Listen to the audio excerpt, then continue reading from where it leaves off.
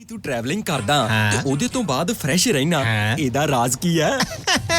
ਇਹਦਾ ਰਾਜ਼ ਹੈ Arlington fuel stop. Arlington fuel stop 1801 pioneer street highway exit 208 ਤੇ, ਜਿੱਥੇ ਤੁਹਾਨੂੰ ਫ੍ਰੀ ਕਾਫੀ, free fax service, free truck parking, ਰੋਟੀ, ਠੇਕਾ, ਲਾਂਡਰੀ, ਸ਼ਾਵਰ ਤੇ ਟਰੱਕਾਂ ਦਾ ਹੋਰ ਵੀ ਸਾਮਾਨ ਆਸਾਨੀ ਨਾਲ ਮਿਲੇਗਾ। ਹੁਣੇ ਕਾਲ ਕਰੋ 360 652 6066 ਯਾਨੀ 360652 6066। ਇਹ ਦੋ ਲੋਕੇਸ਼ਨਾਂ ਤੋਂ ਸੇਵਾਵਾਂ ਪ੍ਰਦਾਨ ਕਰਦੇ ਨੇ। Second location, Lost Hill Travel Center, 14814 Elm Street, Lost Hills. Phone number 661 797 2354। Bathinda Chandigarh national highway KFC McDonald's best price ਅਤੇ ਫੈਕਟਰੀ ਆਊਟਲੈਟ ਤੋਂ 2 ਮਿੰਟ ਦੀ ਡਰਾਈਵ ਤੇ ਸ਼ਾਨਦਾਰ ਰੈਜ਼ੀਡੈਂਸ਼ੀਅਲ ਏਰੀਆ ਮਾਡਲ ਟਾਊਨ ਪੁੱਚੋ, ਜੋ ਬਠਿੰਡਾ ਤੋਂ ਸਿਰਫ 10 ਮਿੰਟ ਦੀ ਦੂਰੀ ਤੇ ਹੈ। ਹਰ ਤਰ੍ਹਾਂ ਦੀ ਸਹੂਲਤ ਨਾਲ ਲੈਸ ਕਲੋਨੀ ਦੇ ਵਿੱਚ ਸਾਰੇ ਡਿਵੈਲਪਮੈਂਟ ਕੰਮ ਪੂਰੇ ਹੋ ਚੁੱਕੇ ਨੇ ਤੇ ਤੁਸੀਂ ਅੱਜ ਹੀ ਰਿਹਾਇਸ਼ ਕਰ ਸਕਦੇ ਹੋ। ਮਾਡਲ ਟਾਊਨ ਪੁੱਚੋ ਵਿੱਚ ਪਲਾਟ ਲੈਣ ਲਈ ਸੰਪਰਕ ਕਰੋ 9988333600। ਇੱਥੇ ਇਨਵੈਸਟਮੈਂਟ ਕੀਤੀ ਤੁਹਾਨੂੰ ਬਹੁਤ ਵਧੀਆ ਰਿਟਰਨ ਵੀ ਦੇਵੇਗੀ। ਉਹ ਯਾਰ ਕੀ ਸੁਪਨੇ ਦੇਖੇ ਸੀ ਕੈਨੇਡਾ ਆਉਣ ਤੋਂ ਪਹਿਲਾਂ? ਉਹ ਸੁਪਨੇ ਪੂਰੇ ਕਰਨੇ ਆ ਤਾਂ ਡ੍ਰੀਮ ਲਾਈਨਰ ਐਕਸਪ੍ਰੈਸ ਵਾਲਿਆਂ ਨੂੰ ਕਾਲ ਕਰ। जी हाँ, Dreamliner express company Calgary Alberta Canada, जिन्हां नूं साफ सुथरे रिकॉर्ड ते 2 साला तजर्बे वाले ड्राइवर्स दी लोड़ है। इन्हां कोल कैलगरी अल्बर्टा तो कैलिफोर्निया ते एरिजोना दे सिद्धे रन। इन्हां कोल ड्राई ते रीफर लोड भी है। Home return with in 5 days, by weekly ते चंगी तनख्वाह दिंदे आ। और हाँ, सिंगल ते टीम्स दोनां नूं हायर करदे ने। वधेरे जानकारी लई call 403 404 9501 403 404 9501। Dreamliner express company Calgary Alberta Canada. Bathinda ਦੀ ਗ੍ਰੀਨ ਸਿਟੀ ਦੀ ਅਪਾਰ ਸਫਲਤਾ ਤੋਂ ਬਾਅਦ ਹੁਣ ਪੇਸ਼ ਹੈ ਕਨ੍ਹਈਆਜ਼ ਗ੍ਰੀਨ ਸਿਟੀ, ਜਿੱਥੇ ਸਿਕਿਉਰਿਟੀ ਦੇ ਪੁਖਤਾ ਪ੍ਰਬੰਧ, ਖੁੱਲੀਆਂ ਸੜਕਾਂ, ਹਰਾ ਭਰਾ ਵਾਤਾਵਰਣ, ਬਿਜਲੀ ਦੀਆਂ ਅੰਡਰਗਰਾਉਂਡ ਤਾਰਾਂ ਅਤੇ ਖੂਬਸੂਰਤ ਫੁੱਲ ਪੌਦੇ। ਲੈਂਡਸਕੇਪਿੰਗ ਅਤੇ ਨਿਰਮਾਣ ਕਾਰਜ ਚੱਲ ਰਹੇ ਨੇ ਤੇਜ਼ੀ ਨਾਲ। ਇਸ ਤੋਂ ਪਹਿਲਾਂ ਕਿ ਸਾਰੇ ਪਲਾਟ ਬੁੱਕ ਹੋ ਜਾਣ, ਸੰਪਰਕ ਕਰੋ 8556002064 ਅਤੇ 8556 02071।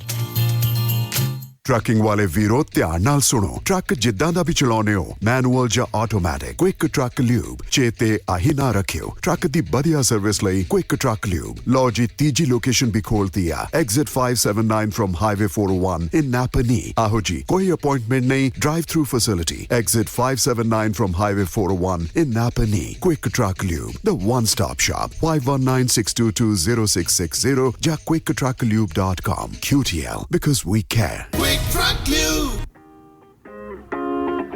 JB Truck Repair, Yuba City, Certified Cummins, Detroit Freightliner, Western Star, Volvo, Caterpillar ਅਤੇ Series 60 ਇੰਜਨਸ, ਇੰਟਰਨੈਸ਼ਨਲ ਅਤੇ ਆਟੋਮੈਟਿਕ ਟਰਾਂਸਮਿਸ਼ਨਸ। 5 ਸਾਲ ਦਾ ਫ੍ਰੇਟਲਾਈਨ ਡੀਲਰਸ਼ਿਪ ਦਾ ਐਕਸਪੀਰੀਅੰਸ। ਇਹ engine, truck, trailer, AC, electrical, DPF, DEF repair ਕਰਦੇ ਹਨ। Transmission, rear and, brakes, oil change ਕਰ ਦਿੰਦੇ ਹਨ। Certified 90 ਡੇ DOT inspection ਅਤੇ certified annual federal DOT inspection ਕਰਦੇ ਹਨ। 100 ਮਾਈਲ ਦੇ ਰੇਡੀਅਸ ਵਿੱਚ ਰੋਡ ਅਸਿਸਟੈਂਸ 24/7। ਨਵੇਂ ਕਸਟਮਰਸ ਲਈ 10% ਡਿਸਕਾਊਂਟ। ਹਫਤੇ ਦੇ 7 ਦਿਨ ਸਵੇਰੇ 7 ਤੋਂ ਸ਼ਾਮੀ 7 ਵਜੇ ਤੱਕ ਖੁੱਲੇ ਰਹਿੰਦੇ ਹਨ। ਹੋਰ ਜਾਣਕਾਰੀ ਲਈ ਕਾਲ ਜਗਰੂਪ ਬੋਇਲ 916 696 0634 ਜਾਂ ਜਗਰਾਜ ਬਲ 530 339 15। Address 3894 rail road avenue, Yuba city. ਇੱਥੇ ਹੁਣ ਟਰੱਕਾਂ ਦੇ ਯੂਜ਼ਡ ਤੇ ਬ੍ਰਾਂਡ ਨਿਊ ਟਾਇਰ ਵੀ ਮਿਲਦੇ ਹਨ। ਸੋ ਪ੍ਰੋਗਰਾਮ ਸ਼ਮਾਦਾਨ ਦੇ ਵਿੱਚ ਤੁਹਾਡਾ ਸਵਾਗਤ ਹੈ। ਢਿੱਲੋਂ ਸਾਹਿਬ, ਸਤਿ ਸ਼੍ਰੀ ਅਕਾਲ ਜੀ। ਸਤਿ ਸ਼੍ਰੀ ਅਕਾਲ ਢਿੱਲੋਂ ਸਾਹਿਬ, ਵਿਧਾਨ ਸਭਾ ਸੈਸ਼ਨ ਦੇ ਵਿੱਚ ਪਹਿਲਾਂ ਤਾਂ ਕਾਂਗਰਸੀ ਵਿਧਾਇਕ ਨੇ ਮਿਹਣੇ ਮਾਰ ਦਿੱਤੇ ਕਾਂਗਰਸ ਦੇ ਇੱਕ ਮੰਤਰੀ ਨੂੰ, ਤੇ ਫਿਰ ਇੱਕ ਵਿਧਾਇਕ ਤੇ ਵਜ਼ੀਰ ਵਿਧਾਨ ਸਭਾ ਦੇ ਵਿੱਚ ਮਿਹਣੋ ਮਿਹਣੀ ਹੋਏ। ਪਰ ਉਸ ਤੋਂ ਪਹਿਲਾਂ ਮੈਂ ਜਾਣਨਾ ਚਾਹੂੰਗਾ ਕਿ ਸਿੱਧੂ ਅਲੱਗ ਤੌਰ ਦੇ ਉੱਤੇ ਬੋਲਿਆ ਕਾਫੀ ਕੁਛ। ਬਿਲਕੁਲ, ਨਵਜੋਤ ਸਿੰਘ ਸਿੱਧੂ ਕੱਲ੍ਹ ਵਿਧਾਨ ਸਭਾ ਦਾ ਸੈਸ਼ਨ ਆਪਾਂ ਨੂੰ ਪਤਾ ਪਿਛਲੇ ਕਈ ਦਿਨਾਂ ਤੋਂ ਚੱਲ ਰਿਹਾ ਹੈ। ਵਿਧਾਨ ਸਭਾ ਦੇ ਸੈਸ਼ਨ ਦੇ ਵਿੱਚ ਬੋਲਣ ਦੀ ਬਜਾਏ ਜੀ ਨਵਜੋਤ ਸਿੰਘ ਸਿੱਧੂ ਹੋਰਾਂ ਨੇ ਕੱਲ੍ਹ ਇੱਕ ਪ੍ਰੈਸ ਕਾਨਫਰੰਸ ਕੀਤੀ। ਔਰ ਇਹ ਪ੍ਰੈਸ ਕਾਨਫਰੰਸ ਵੀ ਪੰਜਾਬ ਭਵਨ 'ਚ ਕੀਤੀ ਜੀ। ਅੱਜ ਕੱਲ੍ਹ ਤੁਹਾਨੂੰ ਯਾਦ ਹੋਊਗਾ ਕਿ ਪੰਜਾਬ ਭਵਨ ਨੂੰ ਪੰਜਾਬ ਦੀ ਵਿਧਾਨ ਸਭਾ ਦਾ ਹਿੱਸਾ ਬਣਾਇਆ ਹੋਇਆ ਕਿਉਂਕਿ ਮੀਡੀਆ ਵਗੈਰਾ ਸਾਰਾ ਉੱਥੇ ਬੈਠਦਾ, ਸਾਰੀ ਗੱਲ ਹੈ। ਉਹਦਾ ਮੌਕਾ ਉਠਾਇਆ ਤੇ ਉਹਨੇ ਉੱਥੇ ਆ ਕੇ ਆਪਣਾ ਜਿਹੜੀ ਹੈਗੀ ਹੈ ਮੀਡੀਆ ਨੂੰ ਐਡਰੈਸ ਕਰਤਾ। ਮੀਡੀਆ ਨੂੰ ਐਡਰੈਸ ਕਰਦੇ ਜਿਹੜੀਆਂ ਗੱਲਾਂ ਨਵਜੋਤ ਸਿੰਘ ਸਿੱਧੂ ਨੇ ਕਹੀਆਂ ਗੱਲਾਂ ਕੁਝ ਉਹ ਪਾਏਦਾਰ ਲੱਗਦੀਆਂ ਜੀ, ਕਿਉਂਕਿ ਉਹਨਾਂ ਨੇ ਇੱਕ ਤਾਂ ਇਹ ਗੱਲ ਕਹੀ ਹੈ ਕਿ ਜਿਹੜਾ ਇਹ 3 ਖੇਤੀ ਕਾਨੂੰਨ ਹੈ ਜੀ, ਇਹ ਖੇਤੀ ਕਾਨੂੰਨ ਫੈਡਰਲ ਢਾਂਚੇ ਦੇ ਉੱਤੇ ਇੱਕ ਵੱਡਾ ਅਟੈਕ ਹੈ। ਅੱਛਾ ਜੀ, ਇਹ ਸਾਰੇ ਕਹਿੰਦੇ ਆਪਾਂ ਕਿ ਫੈਡਰਲ ਢਾਂਚੇ ਦੇ ਉੱਤੇ ਵੱਡਾ ਅਟੈਕ ਹੈ। ਨਾਲ ਉਹਨਾਂ ਨੇ ਇਹ ਅਹਿਦ ਵੀ ਕੀਤਾ ਹੈ ਜੀ ਕਿ ਮੈਂ ਪੰਜਾਬ ਤੇ ਪੰਜਾਬੀਆਂ ਦੇ ਹੱਕ ਵਿੱਚ ਡਟ ਕੇ ਖੜੂੰਗਾ ਜੀ। ਮੇਰੇ ਖਿਆਲ ਮੁਤਾਬਕ ਸਾਰੇ ਲੀਡਰ ਹੀ ਇਹ ਕਹਿੰਦੇ ਹੈ, ਕਿਸੇ ਨਾਲ ਵੀ ਗੱਲ ਕਰ ਲਓ ਹਰੇਕ ਹੀ ਕਹਿੰਦਾ ਵੀ ਮੈਂ ਪੰਜਾਬ ਤੇ ਪੰਜਾਬੀਆਂ ਦੇ ਹੱਕ 'ਚ ਹੈ। ਉਹਨਾਂ ਦੇ ਦੁੱਖ ਸੁੱਖ ਦੇ ਨਾਲ ਮੇਰੀ ਜਿਹੜੀ ਸਿਹਤ ਬੜੀ ਡਾਊਨ ਹੋ ਰਹੀ ਹੈ, ਮੈਨੂੰ ਰਾਤਾਂ ਦੀ ਨੀਂਦ ਨਹੀਂ ਆਉਂਦੀ। ਕੋਈ ਵੀ ਰਾਜਨੀਤਿਕ ਪੰਜਾਬ ਦਾ ਇਹ ਨਹੀਂ ਕਹਿੰਦਾ ਕਿ ਮੈਂ ਜਿਹੜਾ ਹੈਗਾ ਪੰਜਾਬੀਆਂ ਦੇ ਦੁੱਖ ਸੁੱਖ ਦਾ ਸੀਰੀ ਹਾਂ। ਇਹ ਸਾਰੀ ਗੱਲ ਉਹਨਾਂ ਨੇ ਕਹਿਤੀ, ਪਰ ਜਿਹੜੀ ਅੰਦਰਲੀ ਗੱਲ ਸੀ ਉਹ ਗੁੱਬ ਗਵਾਟ ਕੱਢਣ ਵਾਲੀ, ਉਹਨਾਂ ਨੇ ਫਿਰ ਆਪਦਾ ਗੁੱਬ ਗਵਾਟ ਵੀ ਕੱਢਿਆ ਜੀ। ਗੁੱਬ ਗਵਾਟ ਕੱਢਿਆ ਉਹਨਾਂ ਨੇ ਆਪਣੀ ਸਰਕਾਰ ਤੇ। ਉਹਨਾਂ ਨੇ ਕਿਹਾ ਜੀ ਦੇਖੋ ਤੁਸੀਂ ਤਾਮਿਲਨਾਡੂ ਦੇ ਵਿੱਚ ਜੀ ਸ਼ਰਾਬ ਦੇ ਠੇਕੇ ਘੱਟ ਹੈ, ਆਮਦਨ ਵੱਧ ਹੈ। ਇੱਥੇ ਸਾਡੇ ਤਾਂ ਜਿਹੜੀ ਹੈ ਜੀ ਸ਼ਰਾਬ ਜਿਹੜੀ ਹੈਗੀ ਹੈ ਵੱਧ ਵਿਕਦੀ ਹੈ, ਆਮਦਨ ਸਾਨੂੰ ਘੱਟ ਹੈ। ਉਹ ਤੋਂ ਪਹਿਲਾਂ ਵੀ ਇੱਕ ਦਿਨ ਉਹਨਾਂ ਨੇ ਕਿਹਾ ਸੀ ਜੀ ਪੈਸਾ ਜਿਹੜਾ ਕਿ ਰੈਵਨਿਊ ਕਲੈਕਸ਼ਨ ਹੁੰਦਾ ਹੈ ਜੀ, ਰੈਵਨਿਊ ਕਲੈਕਸ਼ਨ ਹੁੰਦਾ ਹੈ, ਲੇਕਿਨ ਰੈਵਨਿਊ ਖਜ਼ਾਨੇ 'ਚ ਆਉਣ ਦੀ ਬਜਾਏ ਲੋਕਾਂ ਦੀਆਂ ਜੇਬਾਂ 'ਚ ਚਲਾ ਜਾਂਦਾ। ਇਹ ਗੱਲ ਵੀ ਉਹਨਾਂ ਨੇ ਕਹੀ। ਫਿਰ ਉਹ ਕਹਿੰਦੇ ਜੀ ਕਰਜ਼ਾ ਬਹੁਤ ਵੱਧ ਗਿਆ। ਉਹ ਲੈਂਦੇ ਹੈ ਤੁਹਾਡਾ 1992 ਤੋਂ ਲੈ ਕੇ ਜੀ 97 ਤੱਕ ਦਾ ਪੀਰੀਅਡ ਲੈਂਦੇ ਹੈ ਵੀ 97 ਤੋਂ ਬਾਅਦ ਜਿਹੜਾ ਕਰਜ਼ਾ ਉਹ ਬੜਾ ਵੱਧ ਗਿਆ ਜੀ। ਕੋਈ ਸ਼ੱਕ ਨਹੀਂ ਕਰਜ਼ਾ ਵੱਧ ਹੀ ਰਿਹਾ, ਕਿਉਂਕਿ ਕਰਜ਼ਾ ਇਸ ਕਰਕੇ ਵੱਧ ਰਿਹਾ ਕਿ ਕਰਜ਼ੇ ਦਾ ਵਿਆਜ ਹੀ ਮੁੜਿਆ ਜਾਂਦਾ ਹੈ। ਮੁੜ ਹੀ ਰਿਹਾ, ਨਹੀਂ ਤਾਂ ਮੁੜੀ ਨਹੀਂ ਰਿਹਾ। ਡਿਵੈਲਪਮੈਂਟ ਵਾਸਤੇ ਪੈਸਾ ਹੈ ਨਹੀਂ। ਫਿਰ ਉਹਨਾਂ ਨੇ ਕਿਸਾਨਾਂ ਦੇ ਬਾਰੇ ਵਿੱਚ ਪੰਜਾਬ ਸਰਕਾਰ ਨੂੰ ਕੁਝ ਸੁਝਾਅ ਦਿੱਤੇ। ਕਹਿੰਦੇ ਜੀ ਕੇਂਦਰੀ ਕਾਨੂੰਨ ਤਾਂ ਜਿਹੜੇ ਹੈਗੇ ਘਾਤਕ ਹੈ ਜੀ। ਕੇਂਦਰੀ ਕਾਨੂੰਨਾਂ ਦਾ ਮੁਕਾਬਲਾ ਕਰਨ ਵਾਸਤੇ ਪੰਜਾਬ ਦੀ ਸਰਕਾਰ ਨੂੰ ਚਾਹੀਦਾ ਹੈ ਕਿ ਉਹ ਆਪਣੇ ਕਾਨੂੰਨ ਬਣਾਵੇ। ਪਨਸਪ ਤੇ ਮਾਰਕਫੈਡ ਦੇ ਜ਼ਰੀਏ ਜੀ ਕਿਸਾਨਾਂ ਦੀਆਂ ਦਾਲਾਂ ਖਰੀਦੀਆਂ ਜਾਣ, MSP ਦਿੱਤਾ ਜਾਵੇ ਜੀ, MSP ਯਕੀਨੀ ਬਣਾਇਆ ਜਾਵੇ। ਮੇਰਾ ਖਿਆਲ ਹੈ ਤੁਸੀਂ ਦੇਖਿਆ ਹੋਣਾ ਪਿਛਲੇ ਦਿਨਾਂ ਦੇ ਵਿੱਚ ਪੰਜਾਬ ਦੀ ਸਰਕਾਰ ਨੇ ਇਹ ਇੱਕ ਕਮਿਟਮੈਂਟ ਕੀਤੀ ਵੀ ਹੈ, ਸ਼ਾਇਦ ਕੈਬਨਿਟ ਦੇ ਵਿੱਚ ਰੈਜੂਲੇਸ਼ਨ ਵੀ ਲੈ ਕੇ ਆਈ ਹੈ ਕਿ ਕੇਰਲਾ ਦੀ ਤਰਜ਼ ਦੇ ਉੱਤੇ ਅਸੀਂ ਇਹ ਸਾਰਾ ਕੁਝ ਕਰਾਂਗੇ। ਨਾਲ ਫਿਰ ਉਹਨਾਂ ਨੇ ਕਿਹਾ ਜੀ ਕਹਿੰਦੇ ਜਿਹੜੀਆਂ ਫਲ ਤੇ ਸਬਜ਼ੀਆਂ ਵੀ ਜਿਹੜਾ MSP ਤੇ ਖਰੀਦੀਆਂ ਜਾਣ ਜੀ, ਉਹਨਾਂ ਦੀ MSP ਤੈਅ ਕੀਤੀ ਜਾਵੇ। ਵੈਸੇ ਆਪਾਂ ਨੂੰ ਪਤਾ ਇਸ ਗੱਲ ਦਾ ਕਿ MSP ਤਾਂ ਕੇਂਦਰ ਸਰਕਾਰ ਨੇ ਵੀ ਤੈਅ ਕੀਤੀ, ਪਰ ਗੱਲ ਖਰੀਦਣ ਦੀ ਆ ਗਈ। ਹੁਣ ਤਾਂ ਨਵਾਂ ਇੱਕ ਸਿਆਪਾ ਹੋਰ ਆ ਗਿਆ ਜਿਹੜਾ ਆਉਣ ਵਾਲੇ ਦਿਨਾਂ 'ਚ ਆਪਾਂ ਨੂੰ ਬੜਾ ਘਾਤਕ ਹੋ ਸਕਦਾ ਹੈ। ਐਤਕੀ ਉਹਨਾਂ ਨੇ ਕਹਿਤਾ ਕਿ FCI ਨੇ ਪੈਸਾ ਆੜ੍ਹਤੀਆਂ ਨੂੰ ਨਹੀਂ ਦੇਣਾ, ਸਿੱਧਾ ਕਿਸਾਨਾਂ ਦੇ ਉਹਦੇ 'ਚ ਪਾਵਾਂਗੇ ਖਾਤਿਆਂ 'ਚ, ਤੇ ਇਕੱਲਾ ਖਾਤਿਆਂ 'ਚ ਨਹੀਂ ਪਾਵਾਂਗੇ। ਹਰ ਕਿਸਾਨ ਨੂੰ ਕਹਿੰਦੇ ਜਿਹੜੀ ਉਹਦੀ ਪੈਦਾਵਾਰ ਹੋਊਗੀ ਉਹ ਕਿਹੜੇ ਖੇਤ 'ਚ ਹੋਈ ਹੈ ਖੇਤ ਦਾ ਰਿਕਾਰਡ ਦੇਣਾ ਪਊ।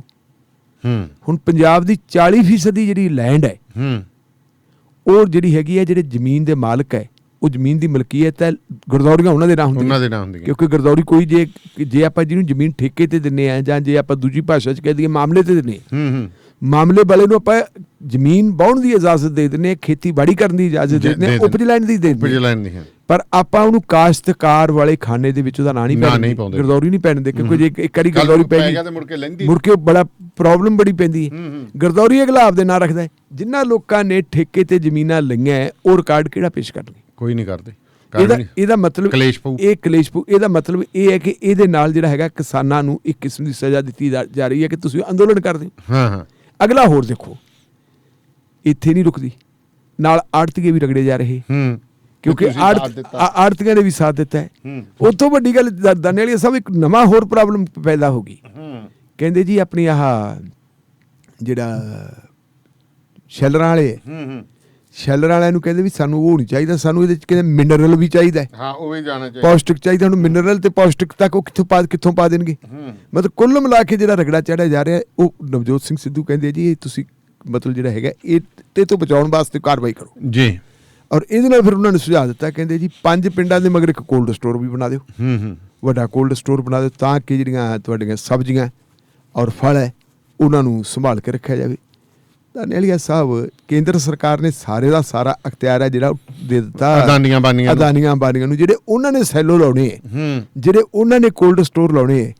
ਸਰਕਾਰ ਤਾਂ ਜਿੰਨਾ ਮਰਜ਼ੀ ਤਿੰਗ ਕੇ ਜ਼ੋਰ ਲਾ ਲਵੇ ਉਹਦੇ ਮੁਕਾਬਲੇ ਤੇ ਆ ਹੀ ਨਹੀਂ ਸਕਦੀ। ਮੋਰ ਓਵਰ ਸਰਕਾਰ ਬਣਾ ਦੂਗੀ। ਆਪਾਂ ਸਰਕਾਰੀ ਜਾਇਦਾਦਾਂ ਦਾ ਹਾਲ ਨਹੀਂ ਦੇਖਿਆ ਕੀ ਹੈ, ਪਤਾ ਹੀ ਆਪਾਂ ਨੂੰ। ਜਿੱਥੇ ਨਵੀਆਂ ਬਿਲਡਿੰਗਾਂ ਬਣੀਆਂ, ਨਵੀਆਂ ਬਿਲਡਿੰਗਾਂ ਬਣ ਗਈਆਂ, ਲੇਕਿਨ ਕਿਸੇ ਵੀ ਸਰਕਾਰੀ ਕਰਮਚਾਰੀ ਅਧਿਕਾਰੀ ਨੇ ਕਦੇ ਉਹਦਾ ਖਿਆਲ ਨਹੀਂ ਕੀਤਾ। ਆ ਸਾਡੇ ਬਠਿੰਡਾ ਪ੍ਰਸ਼ਾਸਨਿਕ ਕੰਪਲੈਕਸ ਬਣਿਆ, ਦੇਖ ਲਓ ਕਿੰਨੇ ਵਾਰੀ ਪੱਤੇ ਡਿੱਗੀ ਜਾਂਦੇ। ਪੱਤੇ ਨਹੀਂ ਡਿੱਗੀ ਜਾਂਦੇ, ਇਹਦੀਆਂ ਛੱਤਾਂ ਤੇ ਇਹਦੀਆਂ ਜਿਹੜੀਆਂ ਕੰਧਾਂ ਦੇ ਵਿੱਚ ਜਿਹੜੇ ਦਰਖਤ ਉੱਗੇ ਖੜੇ, ਕੀ ਡਿਪਟੀ ਕਮਿਸ਼ਨਰ ਨੂੰ ਦਿਖਦਾ ਨਹੀਂ? ਨਾ ਧਿਆਨ ਕੌਣ ਕੀ ਹੈ? ਤੁਸੀਂ ਇਹ ਦੇਖੋ ਕਿ ਜਿਹੜਾ ਡਿਪਟੀ ਕਮਿਸ਼ਨਰ ਦਾ ਜਿਹੜਾ ਦਫ਼ਤਰ ਹੈ ਆਲਾ ਦੁਆਲਾ ਹੈ, ਉੱਥੇ ਜਿਹੜੀ ਹੈ ਜਦੋਂ ਟੱਪਦੇ ਆ ਲੋਕ ਟੱਪਦੇ ਆ, ਤੁਸੀਂ ਗੱਡੀ ਖੜੀ ਕਰਦੇ ਹੋ 10 ਮਿੰਟ ਤੁਹਾਡੀ ਗੱਡੀ ਖੜੋਗੇ ਤੇ ਇੰਚ ਉਹਦੇ ਤੇ ਰੇਤਾ ਜੰਮ ਜਾਣਾ। ਢਿੱਲੋਂ ਸਾਹਿਬ ਉਹ ਤਾਂ ਛੱਡੋ, ਇਹ ਤਾਂ ਚੱਲ ਮਰ ਗਿਆ ਜਮਾ ਹੀ ਸਰਕਾਰੀ ਹੈ। ਆ ਜਿਹੜੀਆਂ ਸਰਕਾਰੀ ਕਲੋਨੀਆਂ ਕੱਟੀਆਂ, ਇਹਨਾਂ ਦਾ ਹਾਲ ਦੇਖ ਲਓ ਤੇ ਇੱਕ ਪਾਸੇ ਪ੍ਰਾਈਵੇਟ ਕਲੋਨੀਆਂ ਦਾ ਬਠਿੰਡੇ ਜੀ ਹਾਲ ਦੇਖ ਲਓ। ਬਿਲਕੁਲ ਇੱਕ ਮਿੰਟ ਦੇਖੋ ਵੀ ਉੱਥੇ ਕਿੰਨੇ ਦਰਖਤ ਕਿਹੋ ਜਿਹੀਆਂ ਭੈਣ ਠੰਡੀਆਂ ਹਵਾਵਾਂ, ਇਹ ਉਹ ਸਾਰਾ ਕੁਛ ਹੈਗਾ ਪ੍ਰਾਈਵੇਟ, ਤੇ ਰੇਟ ਵੀ ਉਹਨਾਂ ਦਾ ਸਰਕਾਰੀ ਨਾਲੋਂ ਘੱਟ ਹੈ। ਤੇ ਕੀ ਕਹਿੰਦੇ ਸਰਕਾਰੀ ਦੇ ਵਿੱਚ ਦੇਖ ਲਓ ਵੀ ਟੋਏ ਟਿੱਬੇ ਨਹੀਂ ਲੋਟ ਆਉਂਦੇ। ਉੱਥੇ ਤੁਸੀਂ ਇਹ ਦੇਖੋ ਕਿ ਉਹ ਜਿਹੜੀਆਂ ਪ੍ਰਾਈਵੇਟ ਕਲੋਨੀਆਂ ਦੇ ਵਿੱਚ ਉਹਨਾਂ ਨੇ ਸਿਕਿਉਰਿਟੀ ਦਾ ਵੀ ਪ੍ਰਬੰਧ ਕੀਤਾ, ਪਾਣੀ ਧਾਣੀ ਦਾ ਵੀ ਪ੍ਰਬੰਧ ਕੀਤਾ, ਸਾਰਾ ਕੈਮਰਿਆਂ ਦਾ ਵੀ ਪ੍ਰਬੰਧ ਕੀਤਾ। ਔਰ ਇਹਦੇ ਤੋਂ ਇਹੀ ਦਾ ਚੀਜ਼ ਲੱਗਦੀ ਹੈ ਨਾ ਕਿ ਜਿੰਨਾ ਤੁਸੀਂ ਸਟੇਟ ਸੈਕਟਰ ਦੇ ਵਿੱਚ ਮਰਜ਼ੀ ਕਰ ਲਓ, ਨੀਤੀ ਇਹ ਬਣ ਗਈ ਕਿ ਪ੍ਰਮੋਟ ਜਿਹੜਾ ਹੈਗਾ ਨਿੱਜੀ ਅਦਾਰਿਆਂ ਨੂੰ ਕਰਨਾ। ਜਿਹੜੇ ਹੁਣ ਜਿਹੜੀਆਂ ਹੁਣ ਤੁਹਾਡੀਆਂ ਪੁੱਡਾ ਦੀਆਂ ਕਲੋਨੀਆਂ, ਟਰਸਟਾਂ ਦੀਆਂ ਕਲੋਨੀਆਂ, ਇਹਨਾਂ ਦਾ ਬਾਬਾ ਆਲਮ ਨਰਾਲਾ ਹੀ ਕਰਤਾ। ਬਾਬਾ ਆਦਮ ਇਹਨਾਂ ਦਾ ਨਰਾਲਾ ਵੀ ਜੋ ਮਰਜ਼ੀ ਕਰ ਉਸ ਪਾਸੇ ਨੂੰ ਪਏ ਹੋਏ। ਸੋ ਇਹ ਕਹਿ ਦਿੱਤਾ ਸਿੱਧੂ ਸਾਹਿਬ ਨੇ ਬਣਾ ਦਿਓ, ਪਰ ਉਹਨਾਂ ਨੂੰ ਚਲਾਉਣ ਵਾਸਤੇ ਸਾਡੇ ਜਿਹੜਾ ਨੈਸ਼ਨਲ ਕਰੈਕਟਰ ਹੈ ਉਹ ਅਸੀਂ ਕਿੱਥੋਂ ਲੈ ਕੇ ਆਵਾਂਗੇ? ਉਹ ਨਹੀਂ ਨਾ ਹੈਗਾ, ਉਹ ਨਹੀਂ ਹੈ। ਵੱਡੀ ਗੱਲ ਇਹ ਹੈ ਕਿ ਅਸੀਂ ਜਿਹੜਾ ਸਾਡੇ ਕੋਲ ਸਿਸਟਮ ਹੈ ਉਹਨੂੰ ਬਚਾਉਣ ਦੀ ਕੋਸ਼ਿਸ਼ ਕਰੀਏ। ਚਲੋ ਛੱਡ ਦਈਏ ਆਪਾਂ ਇਸ ਗੱਲ ਨੂੰ, ਉਹਨਾਂ ਨੇ ਸਾਰੀ ਗੱਲ ਕਰ ਲਈ ਜੀ। ਵੱਡਾ ਸਵਾਲ ਇਹ ਹੁੰਦਾ ਕਿ ਨਵਜੋਤ ਸਿੰਘ ਸਿੱਧੂ ਨੂੰ ਹੁਣ ਵੀ ਕਿਉਂ ਹੋ ਰਹੀ ਹੈ? ਹਾਂ, ਆਹ ਗੱਲ ਵੱਡੀ ਹੈ। ਅਸਲ ਦੇ ਵਿੱਚ ਨਵਜੋਤ ਸਿੰਘ ਸਿੱਧੂ ਹੋਰੀ ਜਦੋਂ ਭਾਰਤੀ ਜਨਤਾ ਪਾਰਟੀ 'ਚ ਆਏ ਹੈ, ਉਹ ਤੋਂ ਪਹਿਲਾਂ ਇਹ ਹੁੰਦੇ ਸੀ ਕ੍ਰਿਕਟਰ, ਉਹ ਤੋਂ ਬਾਅਦ ਇਹ ਕਮੈਂਟੇਟਰ ਵੀ ਬਣ ਗਏ ਔਰ ਬਹੁਤ ਵਧੀਆ ਇਹਨਾਂ ਦਾ ਇੱਜ਼ਤ ਮਾਨ ਸਤਿਕਾਰ ਪੰਜਾਬ ਦੇ ਲੋਕਾਂ ਵਿੱਚ ਸੀ ਹੋ ਗਿਆ। ਭਾਰਤੀ ਜਨਤਾ ਪਾਰਟੀ ਨੂੰ ਅੰਮ੍ਰਿਤਸਰ ਤੋਂ ਇੱਕ ਕੈਂਡੀਡੇਟ ਦੀ ਲੋੜ ਸੀ ਔਰ ਅਟਲ ਬਿਹਾਰੀ ਵਾਜਪਾਈ ਨੇ ਅਰੁਣ ਜੇਤਲੀ ਦੇ ਕਹਿਣ ਤੇ ਫੋਨ ਕਰਕੇ ਇਹਨੂੰ ਪਾਕਿਸਤਾਨ ਚੋਂ ਬੁਲਾਇਆ ਸੀ, ਇਹਨਾਂ ਨੂੰ ਟਿਕਟ ਦਿੱਤੀ। ਹਾਂਜੀ, ਉਸ ਤੋਂ ਬਾਅਦ ਜਿਵੇਂ ਅਕਾਲੀਆਂ ਦੇ ਨਾਲ ਇਹਨਾਂ ਦਾ ਦਸਤ ਪੰਜਾ ਪੈਂਦਾ ਰਿਹਾ, ਕਿਉਂਕਿ ਸ਼ੁਰੂ ਦੇ ਵਿੱਚ ਤਾਂ ਇਹ ਆਪ ਹੀ ਕਹਿੰਦੇ ਕਿ ਮਿਸਟਰ ਬਿਕਰਮ ਸਿੰਘ ਮਜੀਠੀਆ ਨੂੰ ਜਿਹੜਾ ਹੈਗਾ ਪੋਲੀਟਿਕਸ ਦਾ ਊੜਾੜਾ ਸਿਖਾਉਣ ਦੇ ਵਿੱਚ ਵੀ ਮੇਰਾ ਯੋਗਦਾਨ ਹੈ ਜੀ। ਆਪਾਂ ਇੱਥੇ ਹੀ ਦੇਖਿਆ ਕਿ ਜਦੋਂ ਸੁਖਬੀਰ ਸਿੰਘ ਬਾਦਲ ਰਾਜਨੀਤੀ 'ਚ ਆਏ, ਸੁਖਬੀਰ ਸਿੰਘ ਬਾਦਲ ਦੇ ਨਾਲ ਸਾਰੇ ਪੰਜਾਬ ਦਾ ਟੂਰ ਕਿਹਨੇ ਕੀਤਾ ਸੀ? ਨਵਜੋਤ ਸਿੰਘ ਸਿੱਧੂ। ਤੁਹਾਡੇ ਮੈਂ ਯਾਦ ਕਰਾਉਣਾ, ਆਪਾਂ ਜਲਾਲ ਵਗੈਰਾ ਰਾਮਪੁਰਾ ਫੂਲ ਇਲਾਕੇ 'ਚ ਗਏ, ਜਦੋਂ ਇਹਨੇ ਕਿਹਾ ਸੀ ਉਹ ਮਤਲਬ ਬੜੀ ਕਲੱਲੀ ਜੀ ਸਟੇਟਮੈਂਟ ਦਿੱਤੀ ਸੀ, ਆਪਾਂ ਬੁਰਾ ਵੀ ਬਣਾਇਆ ਸੀ, ਉਹ ਸਾਰਾ ਕੁਝ ਕੀਤਾ ਸੀ ਉਹਦੇ ਨਾਲ ਸੀ। ਲੇਕਿਨ ਬਾਅਦ ਦੇ ਵਿੱਚ ਆ ਕੇ ਜਦੋਂ ਈਗੋ ਕਲੈਸ਼ ਹੋ ਗਿਆ ਜੀ, ਕਿਉਂਕਿ ਉਹ ਹਮ ਉਮਰ ਉਹਦੇ ਰਿਸ਼ਤੇਦਾਰੀ ਹੈ ਮਜੀਠੀਏ ਦੀ। ਹੁਣ ਇੱਕ ਪਾਸੇ ਤਾਂ ਤੁਸੀਂ ਜਿਹੜਾ ਮਜੀਠੀਆ ਦਾ ਜਿਹੜਾ ਬਾਦਲ ਪਰਿਵਾਰ ਦੇ ਉੱਤੇ ਪ੍ਰਭਾਵ ਹੈ ਨੇੜਤਾ, ਉਹ ਇਹਦਾ ਕਿਵੇਂ ਹੋ ਜਾਊਗਾ? ਨੈਚੁਰਲੀ ਉਹਨਾਂ ਨੇ ਆਪਣੇ ਰਿਸ਼ਤੇਦਾਰ ਨੂੰ ਚੱਕਣਾ ਸੀ, ਉਸ ਗੱਲ ਦੇ ਉੱਤੇ ਢਿੱਕਾ ਪੈ ਗਿਆ। ਔਰ ਇਹ ਬੰਦੇ ਜਿਹੜੇ ਹੈਗੇ ਨੇ ਸਿੱਧੂ ਸਾਹਿਬ, ਇਹ ਕਰਦਿਆਂ ਭਾਰਤੀ ਜਨਤਾ ਪਾਰਟੀ ਨਾਲ ਤੇ ਅਕਾਲੀ ਦਲ ਦੇ ਨਾਲ, ਭਾਰਤੀ ਜਨਤਾ ਪਾਰਟੀ ਤੇ ਤਾਂ ਇਹ ਦੇਸੀ ਹਿੱਕ ਦੇ ਜ਼ੋਰ ਨਾਲ ਵੀ ਇਹਨਾਂ ਅਕਾਲੀਆਂ ਤੋਂ ਖੜਾ ਚੜਾਓ। ਅਕਾਲੀ ਇੰਨੇ ਪਾਵਰਫੁਲ ਸੀ ਕਿ ਉਹਨਾਂ ਨੂੰ ਸਰਦਾ ਨਹੀਂ ਸੀ। ਨਤੀਜਾ ਕੀ ਹੋਇਆ ਕਿ ਉਹਨਾਂ ਨੇ 2014 ਦੇ ਵਿੱਚ ਨਵਜੋਤ ਸਿੰਘ ਸਿੱਧੂ ਦੀ ਟਿਕਟ ਕੱਟ ਕੇ ਤੇ ਅਰੁਣ ਜੇਤਲੀ ਲੈਣ ਦਾ, ਇਹਨਾਂ ਨੂੰ ਭਾਵੇਂ ਨੋਮੀਨੇਟ ਕਰਤਾ ਸੀ ਰਾਜ ਸਭਾ ਵਿੱਚ, ਇਹਨਾਂ ਨੇ ਜੁਆਇਨ ਨਹੀਂ ਕੀਤਾ, ਛੱਡਤਾ ਸੀ ਸਾਰਾ ਕੁਝ। ਚਲੋ ਉਹਦੇ ਛੱਡਣ ਤੋਂ ਬਾਅਦ ਆਪਾਂ ਦੇਖੀ ਤੇ ਫਿਰ ਜਦੋਂ ਟੁੱਟ ਫੁੱਟ ਵਾਲੀ ਗੱਲ ਹੋ ਗਈ, ਬੀਜੇਪੀ ਇਹਨਾਂ ਨੇ ਛੱਡਤੀ। ਉਹ ਤੋਂ ਬਾਅਦ ਇੱਕ ਇਹਨਾਂ ਨੇ ਇੰਡੀਪੈਂਡੈਂਟ ਗਰੁੱਪ ਬਣਾਇਆ ਸੀ, ਜਿਹਦੇ ਵਿੱਚ ਬੈਂਸ ਭਰਾ ਵੀ ਸੀ, ਜਿਹਦੇ ਵਿੱਚ ਪ੍ਰਗਟ ਸਿੰਘ ਵੀ ਸੀ ਤੇ ਇਹ ਵੀ ਸੀ। ਫਿਰ ਅਚਨਚੇਤ ਕੀ ਹੋਇਆ ਕਿ ਬੈਂਸ ਭਰਾ ਆ ਕੇ ਆਪ ਵਾਲਿਆਂ ਨਾਲ ਸਮਝੌਤਾ ਕਰ ਗਏ। ਇਹਨਾਂ ਦੀ ਆਪ ਵਾਲਿਆਂ ਨਾਲ ਗੱਲਬਾਤ ਚਲਦੀ ਵਿੱਚੇ ਰਹਿ ਗਈ, ਕਿਉਂਕਿ ਮੁੱਖ ਮੰਤਰੀ ਤੋਂ ਘੱਟ ਆਪ 'ਚ ਇਹਨੂੰ ਆਉਣ ਨੂੰ ਤਿਆਰ ਨਹੀਂ ਸੀ। ਆਪ ਵਾਲੇ ਕੋਲੇ ਮੁੱਖ ਮੰਤਰੀ ਵਾਧੂ ਸੀ ਪੰਜਾਬ ਦੇ ਸਾਰੇ ਸੀ। ਉਦੋਂ ਬਾਅਦ ਕੇਜਰੀਵਾਲ ਦੀ ਨਜ਼ਰ ਵੀ ਉਹਦੇ ਤੇ ਸੀ, ਮੁੱਖ ਮੰਤਰੀ ਦੇ ਉਹਦੇ ਤੇ, ਪੰਜਾਬ ਵਾਲੇ ਤੇ। ਖੈਰ ਕਰਦਿਆਂ ਕਰਾਉਂਦਾ ਅਖੀਰ ਅਲਟੀਮੇਟਲੀ ਕਾਂਗਰਸ 'ਚ ਆ ਗਏ। ਹੁਣ ਕਾਂਗਰਸ ਪਾਰਟੀ ਦੇ ਵਿੱਚ, ਕਿਉਂਕਿ ਕਾਂਗਰਸ ਪਾਰਟੀ ਬਹੁਤ ਵੱਡਾ ਸਮੁੰਦਰ ਹੈ, ਉੱਥੇ ਪੈਰ ਲਾਉਣੇ ਛੇਤੀ ਕਿਤੇ ਸੌਖੇ ਨਹੀਂ। ਚਲੋ ਇਹਨਾਂ ਦੇ ਵਧੀਆ ਪੈਰ ਲੱਗੇ ਕਿ ਭਾਵੇਂ ਨੰਬਰ 2 ਡਿਪਟੀ ਮੁੱਖ ਮੰਤਰੀ ਨਹੀਂ ਬਣਾਇਆ, ਲੇਕਿਨ ਜਿਹੜਾ ਇੰਪੋਰਟੈਂਟ ਮਹਿਕਮਾ ਉਹ ਦੇ ਦਿੱਤਾ ਸੀ। ਉਸ ਮਹਿਕਮੇ ਦੇ ਵਿੱਚ ਇਹਨਾਂ ਨੇ ਆਪਣਾ ਕੰਮ ਧੰਦਾ ਚਲਾਇਆ। ਅਲਟੀਮੇਟਲੀ ਜਦੋਂ ਤੁਸੀਂ ਆਪਣੇ ਚੀਫ ਮਿਨਿਸਟਰ ਦੇ ਨਾਲ ਟਕਰਾਅ ਦੇ ਵਿੱਚ ਆਓਗੇ ਤੇ ਇਹ ਚੀਫ ਮਿਨਿਸਟਰ ਦਾ ਅਧਿਕਾਰ ਹੈ ਕਿ ਉਹ ਮਹਿਕਮਾ ਦੀ ਤਬਦੀਲੀ ਕਰਦੇ, ਉਹਨੇ ਤਬਦੀਲੀ ਕਰਤੀ। ਇਹਨਾਂ ਨੇ ਉਹ ਚੁਣੌਤੀ ਜਿਹੜੀ ਦਿੱਤੀ ਸੀ ਕੈਪਟਨ ਅਮਰਿੰਦਰ ਸਿੰਘ ਦੀ, ਉਸ ਚੁਣੌਤੀ ਨੂੰ ਪ੍ਰਵਾਨ ਕਰਨ ਦੇ ਉਲਟ ਰਿਜ਼ਾਈਨ ਦਿੱਤਾ ਜੀ। ਚੁਣੌਤੀ ਕਿਵੇਂ ਪ੍ਰਵਾਨ ਕਰਨੀ ਚਾਹੀਦੀ ਸੀ ਕਿ ਬਿਜਲੀ ਦਾ ਮਹਿਕਮਾ ਦਿੱਤਾ ਸੀ। ਬਿਜਲੀ ਦੇ ਮਹਿਕਮੇ ਦੇ ਵਿੱਚ ਕਿੰਨੇ ਕਾਲੇ ਮਾਲੇ ਹੈ ਜੀ, ਬਹੁਤ ਕਾਲੇ ਉਹ ਪਿਛਲੇ ਕਾਲੇ ਮਾਲੇ ਸਾਰੇ ਨੰਗੇ ਕਰਨੇ ਸੀ, ਨਾਲ ਕੈਪਟਨ ਅਮਰਿੰਦਰ ਸਿੰਘ ਨੂੰ ਨੰਗਾ ਕਰ ਸਕਦਾ ਸੀ ਜੀ। ਆਹ ਦੇਖੋ ਇਹਨਾਂ ਨੇ ਕੁਝ ਨਹੀਂ ਕੀਤਾ ਜੀ, ਔਰ ਮੈਂ ਆਹ ਸਾਰਾ ਕੁਝ ਕਰਤਾ ਤਾਂ ਇਹਨਾਂ ਦੀ ਬੱਲੇ ਬੱਲੇ ਹੁੰਦੀ ਹੁਣ ਘਰ ਬੈਠੇ। ਫਿਰ ਤੁਸੀਂ ਦੇਖਿਆ ਹੋਣਾ ਕਿ ਕਿਆ ਸਰਾਂਗਾ ਲੱਗਣ ਲੱਗ ਗਿਆ ਕਿ ਹੁਣ ਕਿੱਧਰ ਜਾਣਗੇ ਸਿੱਧੂ ਸਾਹਿਬ ਜੀ। ਹਰੀਸ਼ ਰਾਵਤ ਇੰਚਾਰਜ ਬਣ ਗਿਆ। ਉਹਨੇ ਕਾਫੀ ਕੋਸ਼ਿਸ਼ ਕਰਕੇ ਗੱਡੀ ਲੀਹ ਤੇ ਲੈ ਆਂਦੀ, ਪਰ ਮੁੱਦ ਕੀ ਆ ਕੇ ਫਿਰ ਇਹਨਾਂ ਨੇ ਬੋਲ ਕੇ ਕੰਮ ਖਰਾਬ ਕਰ ਲਿਆ ਜੀ। ਦੁਬਾਰਾ ਫਿਰ ਕੋਸ਼ਿਸ਼ ਕੀਤੀ, ਕੈਪਟਨ ਦੇ ਨਾਲ ਬੈਠ ਕੇ ਲੰਗਰ ਪਾਣੀ ਦੀ ਸਾਂਝ ਵੀ ਪੈ ਗਈ, ਲੇਕਿਨ ਕਾਲ ਬਾਲੀ ਹੈ। ਉਹ ਕਾਲ ਨਾ, ਉਹ ਜਿਹੜੀ ਕਾਲ ਹੈ, ਉਹ ਕਾਲ ਹੈ ਬਸ। ਉਹ ਹੈ ਵੀ ਹੁਣ ਛੇਤੀ, ਹੁਣ ਕਾਲ ਇਹਦੀ ਇਸ ਵੇਲੇ ਦੀ ਹਾਲਤ ਹੈ ਕਿ ਕਾਂਗਰਸ ਪਾਰਟੀ ਦੀ ਜਿਹੜੀ ਕੇਂਦਰੀ ਹਾਈ ਕਮਾਂਡ ਹੈ ਉਹ ਕਮਜ਼ੋਰ ਬਹੁਤ ਹੋ ਗਈ। 23 ਬੰਦੇ ਤਾਂ ਜਿਹੜੇ ਹੈਗੇ ਚੁਣੌਤੀਆਂ ਦੇ ਦਿੰਦੇ ਰਾਹੁਲ ਗਾਂਧੀ ਦੀ ਲੀਡਰਸ਼ਿਪ ਨੂੰ। ਕਾਂਗਰਸ ਪਾਰਟੀ ਦੇ ਕੋਲੇ ਜੇ ਆਪਾਂ ਦੇਖੀਏ ਕੁੱਲ ਮਿਲਾ ਕੇ ਰਹਿ ਕੀ ਗਿਆ, ਸਿਰਫ ਤੇ ਸਿਰਫ 2 ਸਟੇਟਾਂ ਰਹਿ ਗਈਆਂ, ਇੱਕ ਰਾਜਸਥਾਨ ਅਸ਼ੋਕ ਗਹਿਲੋਤ, ਇੱਕ ਪੰਜਾਬ ਕੈਪਟਨ ਅਮਰਿੰਦਰ ਸਿੰਘ। ਅੱਜ ਕੈਪਟਨ ਅਮਰਿੰਦਰ ਸਿੰਘ ਪਾਸੇ ਹੋ ਜੇ ਕਾਂਗਰਸ ਕੋਲ ਕੀ ਹੈ? ਕੁਝ ਵੀ ਨਹੀਂ। ਇਸ ਕਰਕੇ ਉਹਨਾਂ ਦੀ ਮਜਬੂਰੀ ਹੈ, ਉਹ ਕੈਪਟਨ ਨੂੰ ਪਾਸੇ ਨਹੀਂ ਕਰ ਸਕਦੇ, ਕੈਪਟਨ ਵੀ ਪਾਸੇ ਹੋਣ ਨੂੰ ਤਿਆਰ ਨਹੀਂ। ਇਹ ਵੇਟ ਕਰਨੀ ਚਾਹੀਦੀ ਹੈ ਸਿੱਧੂ ਸਾਹਿਬ ਨੂੰ ਕਿ ਤੁਸੀਂ ਵੇਟ ਕਰ ਲਓ, ਉਮਰ ਕਾਫੀ ਹੈ ਕੈਪਟਨ ਸਾਹਿਬ ਦੀ, ਕਿੰਨਾ ਚਿਰ ਅਗਲੀ ਵਾਰੀ ਫਿਰ ਵੀ। ਬਿਲਕੁਲ। ਉਹ ਹੁਣ ਇਹ ਵੀ ਉਹ ਟੇਢਾ ਕੋਟਣਾ ਵਿੱਚ ਅੜਾ ਲੈਂਦੇ ਆ, ਕਈ ਵਾਰੀ ਕਰਦੇ ਤਾਂ ਹੈਗੇ, ਉਹ ਆਪਦੇ ਨੇ ਆਪਣਾ ਪੁਆਇੰਟ ਬਣਾਉਂਦੇ ਆ, ਲੇਕਿਨ ਪੁਆਇੰਟ ਬਣਦੇ ਉਹ ਖਲਾਰਾ ਪੈ ਜਾਂਦਾ ਹੈ। ਪਰ ਇਹ ਤੋਂ ਪਹਿਲਾਂ ਤੁਸੀਂ ਦੇਖਿਆ ਹੋਣਾ ਪ੍ਰਗਟ ਸਿੰਘ ਹੋਰੀ ਬੋਲੇ ਸੀ, ਪ੍ਰਗਟ ਸਿੰਘ ਨੇ ਤਾਂ ਚੀਫ ਮਿਨਿਸਟਰ ਨਹੀਂ ਬਣਨਾ ਨਾ, ਚੀਫ ਮਿਨਿਸਟਰ ਤਾਂ ਨਵਜੋਤ ਸਿੰਘ ਸਿੱਧੂ ਨੇ ਬਣਨਾ ਸੀ। ਪ੍ਰਗਟ ਸਿੰਘ ਵਾਲੀ ਗੱਲ ਜੇ ਉਹ ਬੋਲਦਾ ਤਾਂ ਗੱਲ ਉਹ ਤਰੀਕੇ ਨਾਲ ਬੋਲੋ, ਨਵਜੋਤ ਸਿੰਘ ਸਿੱਧੂ ਰਿਹਾ ਹੁੰਦਾ। ਜੇ ਪ੍ਰਗਟ ਸਿੰਘ ਬੋਲਦਾ, ਆਪ ਬੋਲਣ ਦੀ ਬਜਾਏ ਕਿਸੇ ਨੂੰ ਹੋਰ ਬੁਲਾ ਦਿਓ, ਤੇ ਜੇ ਨਹੀਂ ਬਣਦੀ ਫਿਰ ਆਪਦਾ ਕਰੋ, ਆਪਦਾ ਜੋ ਖੇਡ ਦੋ ਖੇਡਾਂ ਜਿੰਨੀਆਂ ਹੈਗੀਆਂ। ਹਾਂਜੀ। ਤੇ ਉਧਰ ਢਿੱਲੋਂ ਸਾਹਿਬ ਵਿਧਾਨ ਸਭਾ ਦੇ ਵਿੱਚ ਕਹਿੰਦੇ ਜਿਹੜਾ ਮਿਹਣੂ ਮਿਹਣੀ ਹੋਣ ਵਾਲਾ ਸਿਲਸਿਲਾ ਬੜਾ ਚੱਲਿਆ। ਇੱਕ ਪਾਸੇ ਤਾਂ ਸਮਝ ਲਓ ਪੱਟੀ ਸਾਹਿਬ ਦੱਸ ਕੇ ਗਏ ਵੀ ਕਹਿੰਦੇ ਫਾਜ਼ਿਲਕਾ ਵਾਲਾ ਵਿਧਾਇਕ ਆ ਜਿਹੜਾ ਦਵਿੰਦਰ ਘਵਾਇਆ, ਉਹ ਗੱਲੀ ਬਾਤੀ ਕਹਿ ਗਿਆ ਜੀ ਜਿਹੜਾ ਸਾਡਾ ਵਜ਼ੀਰ ਹੈ ਵਿਧਾਨ ਸਭਾ ਦੇ ਵਿੱਚ ਕਾਂਗਰਸ ਦਾ, ਉਹਦੀ ਇੱਕ ਸ਼ਰਾਬ ਦੀ ਫੈਕਟਰੀ ਹੋ ਕੇ ਸਾਡੇ ਫਾਜ਼ਿਲਕਾ ਸੀ ਤਾਂ ਨਹੀਂ ਲੱਗਣ ਦਿੰਦੇ। ਦੂਜੇ ਪਾਸੇ ਕਹਿੰਦੇ ਇੱਕ ਹੋਰ ਵਿਧਾਇਕ ਤੇ ਵਜ਼ੀਰ ਮਿਹਣੂ ਮਿਹਣੀ ਹੋ ਗਏ। ਦੇਖੋ, ਜਿੱਥੋਂ ਤੱਕ ਸ਼ਰਾਬ ਦੀ ਫੈਕਟਰੀ ਦਾ ਸਵਾਲ ਹੈ, ਉਹ ਉਸ ਇਲਾਕੇ ਦੇ ਵਿੱਚ ਲੋਕ ਐਜੀਟੇਸ਼ਨ ਕਰ ਰਹੇ। ਐਜੀਟੇਸ਼ਨ ਦੇ ਉੱਤੇ ਬੈਠੇ ਹੈ, ਐਮਐਲਏ ਨੂੰ ਵੀ ਉਹਨਾਂ ਦੇ ਨਾਲ ਖੜਨਾ ਪੈਣਾ। ਬਿਲਕੁਲ ਪੈਣਾ। ਜੇ ਐਮਐਲਏ ਨਾ ਖੜਨਾ ਪਊਗਾ ਤਾਂ ਕੱਲ ਨੂੰ ਇਲੈਕਸ਼ਨ ਆ ਗਈ, ਉਹਦਾ ਬਣਨਾ ਕੀ? ਉਹਦਾ ਕੁਝ ਨਹੀਂ ਵੱਟਿਆ ਜਾਣਾ। ਕੱਲ ਵਿਧਾਨ ਸਭਾ ਦੇ ਵਿੱਚ ਵੀ ਤੁਸੀਂ ਦੇਖਿਆ ਹੋਣਾ ਕਿ ਉਹ ਜਿਹੜਾ ਇੱਕ ਵਜ਼ੀਰ ਹੈ, ਉਹ ਵਜ਼ੀਰ ਨੇ ਘਵਾਏ ਨੂੰ ਕੋਲੇ ਬਿਠਾ ਕੇ ਉਹਦੇ ਨਾਲ ਗੱਲਬਾਤ ਵੀ ਆਪਦੀ ਕੀਤੀ ਸੀ। ਇਹ ਵੀ ਖਬਰਾਂ ਆ ਗਈਆਂ। ਅੱਛਾ ਜੀ। ਇੱਕ ਹੋਰ ਵਜ਼ੀਰ ਨੂੰ ਕਿਹਾ ਵੀ ਮੇਰੀ ਬੈਠ ਕੇ ਗੱਲ ਕਰਾ, ਗੱਲ ਕੀਤੀ ਹੈ, ਪਤਾ ਨਹੀਂ ਕੀ ਹੈ, ਪਰ ਉਹ ਤਸਵੀਰਾਂ ਦੱਸਦੀਆਂ, ਤਸਵੀਰਾਂ ਬੋਲਦੀਆਂ ਕਿ ਮੈਨੂੰ ਟੈਲੀਵਿਜ਼ਨ ਲੈ ਦੇਵੇ, ਤਸਵੀਰਾਂ ਬੋਲਦੀਆਂ। ਹਾਂ, ਵੀ ਉਹ ਗੱਲ ਕੁਛ ਨਾ ਕੁਛ ਹੋ ਰਹੀ ਸੀ। ਇਹ ਹੋਇਆ ਕਿ ਬਲਦੇਵ ਸਿੰਘ ਹੈ ਜੈਤੋ ਤੋਂ, ਆਮ ਆਦਮੀ ਪਾਰਟੀ ਦੇ ਐਮਐਲਏ ਜੀ। ਤੁਹਾਡੇ ਯਾਦ ਹੋਣਾ ਹੈ ਪਿੱਛੇ ਮੈਡੀਕਲ ਕਾਲਜ ਦੇ ਵਿੱਚ ਕਰੋਨਾ ਪੀੜਤ ਇੱਕ ਜਿਹੜਾ ਹੈਗਾ ਵਜ਼ੀਰ ਨਹੀਂ ਆਇਆ ਸੀ, ਪ੍ਰੋਫੈਸਰ ਸੀ ਜੀ, ਸ਼ਾਇਦ ਕਿਸੇ ਪੋਲੀਟੈਕਨਿਕ ਕਾਲਜ ਦਾ ਪ੍ਰੋਫੈਸਰ ਸੀ। ਉਹਦਾ ਸਮੇਂ ਸਿਰ ਟ੍ਰੀਟਮੈਂਟ ਨਹੀਂ ਹੋ ਸਕਿਆ ਜਾਂ ਸਮੇਂ ਸਿਰ ਉਹਦੇ ਸੈਂਪਲ ਵਗੈਰਾ ਨਹੀਂ ਲਏ ਤੇ ਉਹਦੀ ਡੈਥ ਹੋ ਗਈ ਸੀ ਜੀ। ਉਹਦੀ ਵਾਈਫ ਨੇ ਇਹਦੇ ਉੱਤੇ ਕਾਫੀ ਰੌਲਾ ਰੱਪਾ ਪਾਇਆ ਸੀ, ਅਖਬਾਰਾਂ ਦੇ ਵਿੱਚ ਵੀ ਇਹ ਮਾਮਲਾ ਬਹੁਤ ਗੂੰਜਿਆ ਸੀ ਜੀ। ਔਰ ਮੈਡੀਕਲ ਕਾਲਜ ਫਰੀਦਕੋਟ ਦੀ ਜਿਹੜੀ ਸਥਿਤੀ ਹੈ ਕੋਈ ਬਾਲੀ ਚੰਗੀ ਨਾ। ਇਹਦੇ ਤੇ ਬਲਦੇਵ ਸਿੰਘ ਜੈਤੋ ਨੇ ਇਹ ਮਾਮਲਾ ਉਠਾਇਆ ਕਿ ਮੈਡੀਕਲ ਕਾਲਜ ਫਰੀਦਕੋਟ ਦੀ ਹਾਲਤ ਮਾੜੀ ਹੈ ਜੀ, ਔਰ ਇਹ ਜਿਹੜੀਆਂ ਹੈਗੀਆਂ ਲੋਕਾਂ ਦਾ ਵਿਸ਼ਵਾਸ ਪੈਦਾ ਕਰਨ ਵਾਸਤੇ ਸਰਕਾਰੀ ਹਸਪਤਾਲਾਂ ਦੇ ਵਿੱਚ ਉਹਦੀ ਹਾਲਤ ਸੁਧਾਰਨ ਦੀ ਲੋੜ ਹੈ। ਬਿਲਕੁਲ। ਔਰ ਲੋਕ ਪ੍ਰਾਈਵੇਟ ਅਦਾਰਿਆਂ ਨੂੰ ਜਾ ਰਹੇ ਹੈ। ਇਹ ਜਦੋਂ ਉਹਨਾਂ ਨੇ ਗੱਲ ਕਹੀ ਤੇ ਉਸੇ ਸਮੇਂ ਬਿਕਰਮ ਸਿੰਘ ਮਜੀਠੀਆ ਨੇ ਕਹਿਤਾ। ਉਹ ਕਹਿੰਦੇ ਜੀ ਜਿਹੜਾ ਵਾਈਸ ਚਾਂਸਲਰ ਹੈ ਇਸ ਯੂਨੀਵਰਸਿਟੀ ਦਾ, ਮੈਡੀਕਲ ਕਾਲਜ ਫਰੀਦਕੋਟ ਵਾਲੀ ਯੂਨੀਵਰਸਿਟੀ ਵੀ ਹੈ ਨਾ, ਇਹਦੇ ਵਾਈਸ ਚਾਂਸਲਰ ਰਾਜ ਬਹਾਦਰ ਹੋਰੀ ਕਹਿੰਦੇ ਵੀ ਉਹ ਹੈ ਤਾਂ ਉੱਥੋਂ ਦੇ ਵਾਈਸ ਚਾਂਸਲਰ ਜੀ, ਪਰ ਉਹਨਾਂ ਨੇ ਕਹਿੰਦੇ ਕਰੋਨਾ ਦਾ ਆਪਣਾ ਟ੍ਰੀਟਮੈਂਟ ਕਰਾਇਆ ਇੱਕ ਪ੍ਰਾਈਵੇਟ ਹਸਪਤਾਲ ਚ ਚੰਡੀਗੜ੍ਹ। ਅੱਛਾ ਜੀ। ਇਹਦਾ ਮਤਲਬ ਵਾਈਸ ਚਾਂਸਲਰ ਨੂੰ ਕਹਿੰਦੇ ਵੀ ਆਪਦੇ ਉਹਦੇ ਤੇ ਮਾਣ ਹੀ ਨਹੀਂ। ਸਿਹਤ ਮੰਤਰੀ ਨੇ ਦੱਸਿਆ ਵੀ ਗੱਲ ਇਹ ਨਹੀਂ ਹੈ ਜੀ। ਗੱਲ ਇਹ ਹੈ ਕਿ ਵਾਈਸ ਚਾਂਸਲਰ ਚੰਡੀਗੜ੍ਹ ਆਇਆ ਸੀ ਮੀਟਿੰਗ ਤੇ ਜੀ, ਇੱਥੇ ਆ ਕੇ ਉਹਨੂੰ ਟਰਬਲ ਹੋਈ। ਉਹ ਡਾਕਟਰ ਹੈ, ਜਿੱਥੇ ਉਹਨੂੰ ਦੇਖਿਆ ਉਹਨੇ ਜਾ ਕੇ ਜੋ ਚੈੱਕਅਪ ਕਰਾਇਆ ਤਾਂ ਉਹ ਪ੍ਰਾਈਵੇਟ ਹਸਪਤਾਲ 'ਚ ਦਾਖਲ ਹੋ ਗਿਆ, ਕੋਈ ਖਾਸ ਗੱਲ ਨਹੀਂ। ਜੀ ਜੀ। ਇਨ ਦੀ ਮੀਨ ਟਾਈਮ ਇੱਕ ਹੋਰ ਐਮਐਲਏ ਨੇ ਕਹਿ ਦਿੱਤਾ ਜੀ ਜਿੰਨੇ ਵਿਧਾਇਕ ਹੈ ਵਿਧਾਇਕਾਂ ਨੂੰ ਕਰੋਨਾ ਦੀ ਡੋਜ਼ ਦਵਾਈ ਜਾਵੇ ਜੀ, ਇੰਜੈਕਸ਼ਨ ਲਵਾਏ ਜਾਣ। ਸਿਹਤ ਮੰਤਰੀ ਨੇ ਕਹਿਤਾ ਕੋਈ ਗੱਲ ਨਹੀਂ ਜੀ, ਪ੍ਰਿਵਿਲੇਜ ਹੈ ਵਿਧਾਇਕਾਂ ਦੀ ਜੀ, ਦਵਾ ਦਿੰਦੇ ਵੀ ਮੋਹਾਲੀ ਦੇ ਸਿਵਲ ਹਸਪਤਾਲ ਦੇ ਵਿੱਚ ਸਾਰਿਆਂ ਨੂੰ ਇੰਜੈਕਸ਼ਨ ਲਵਾਏ ਜਾਣਗੇ।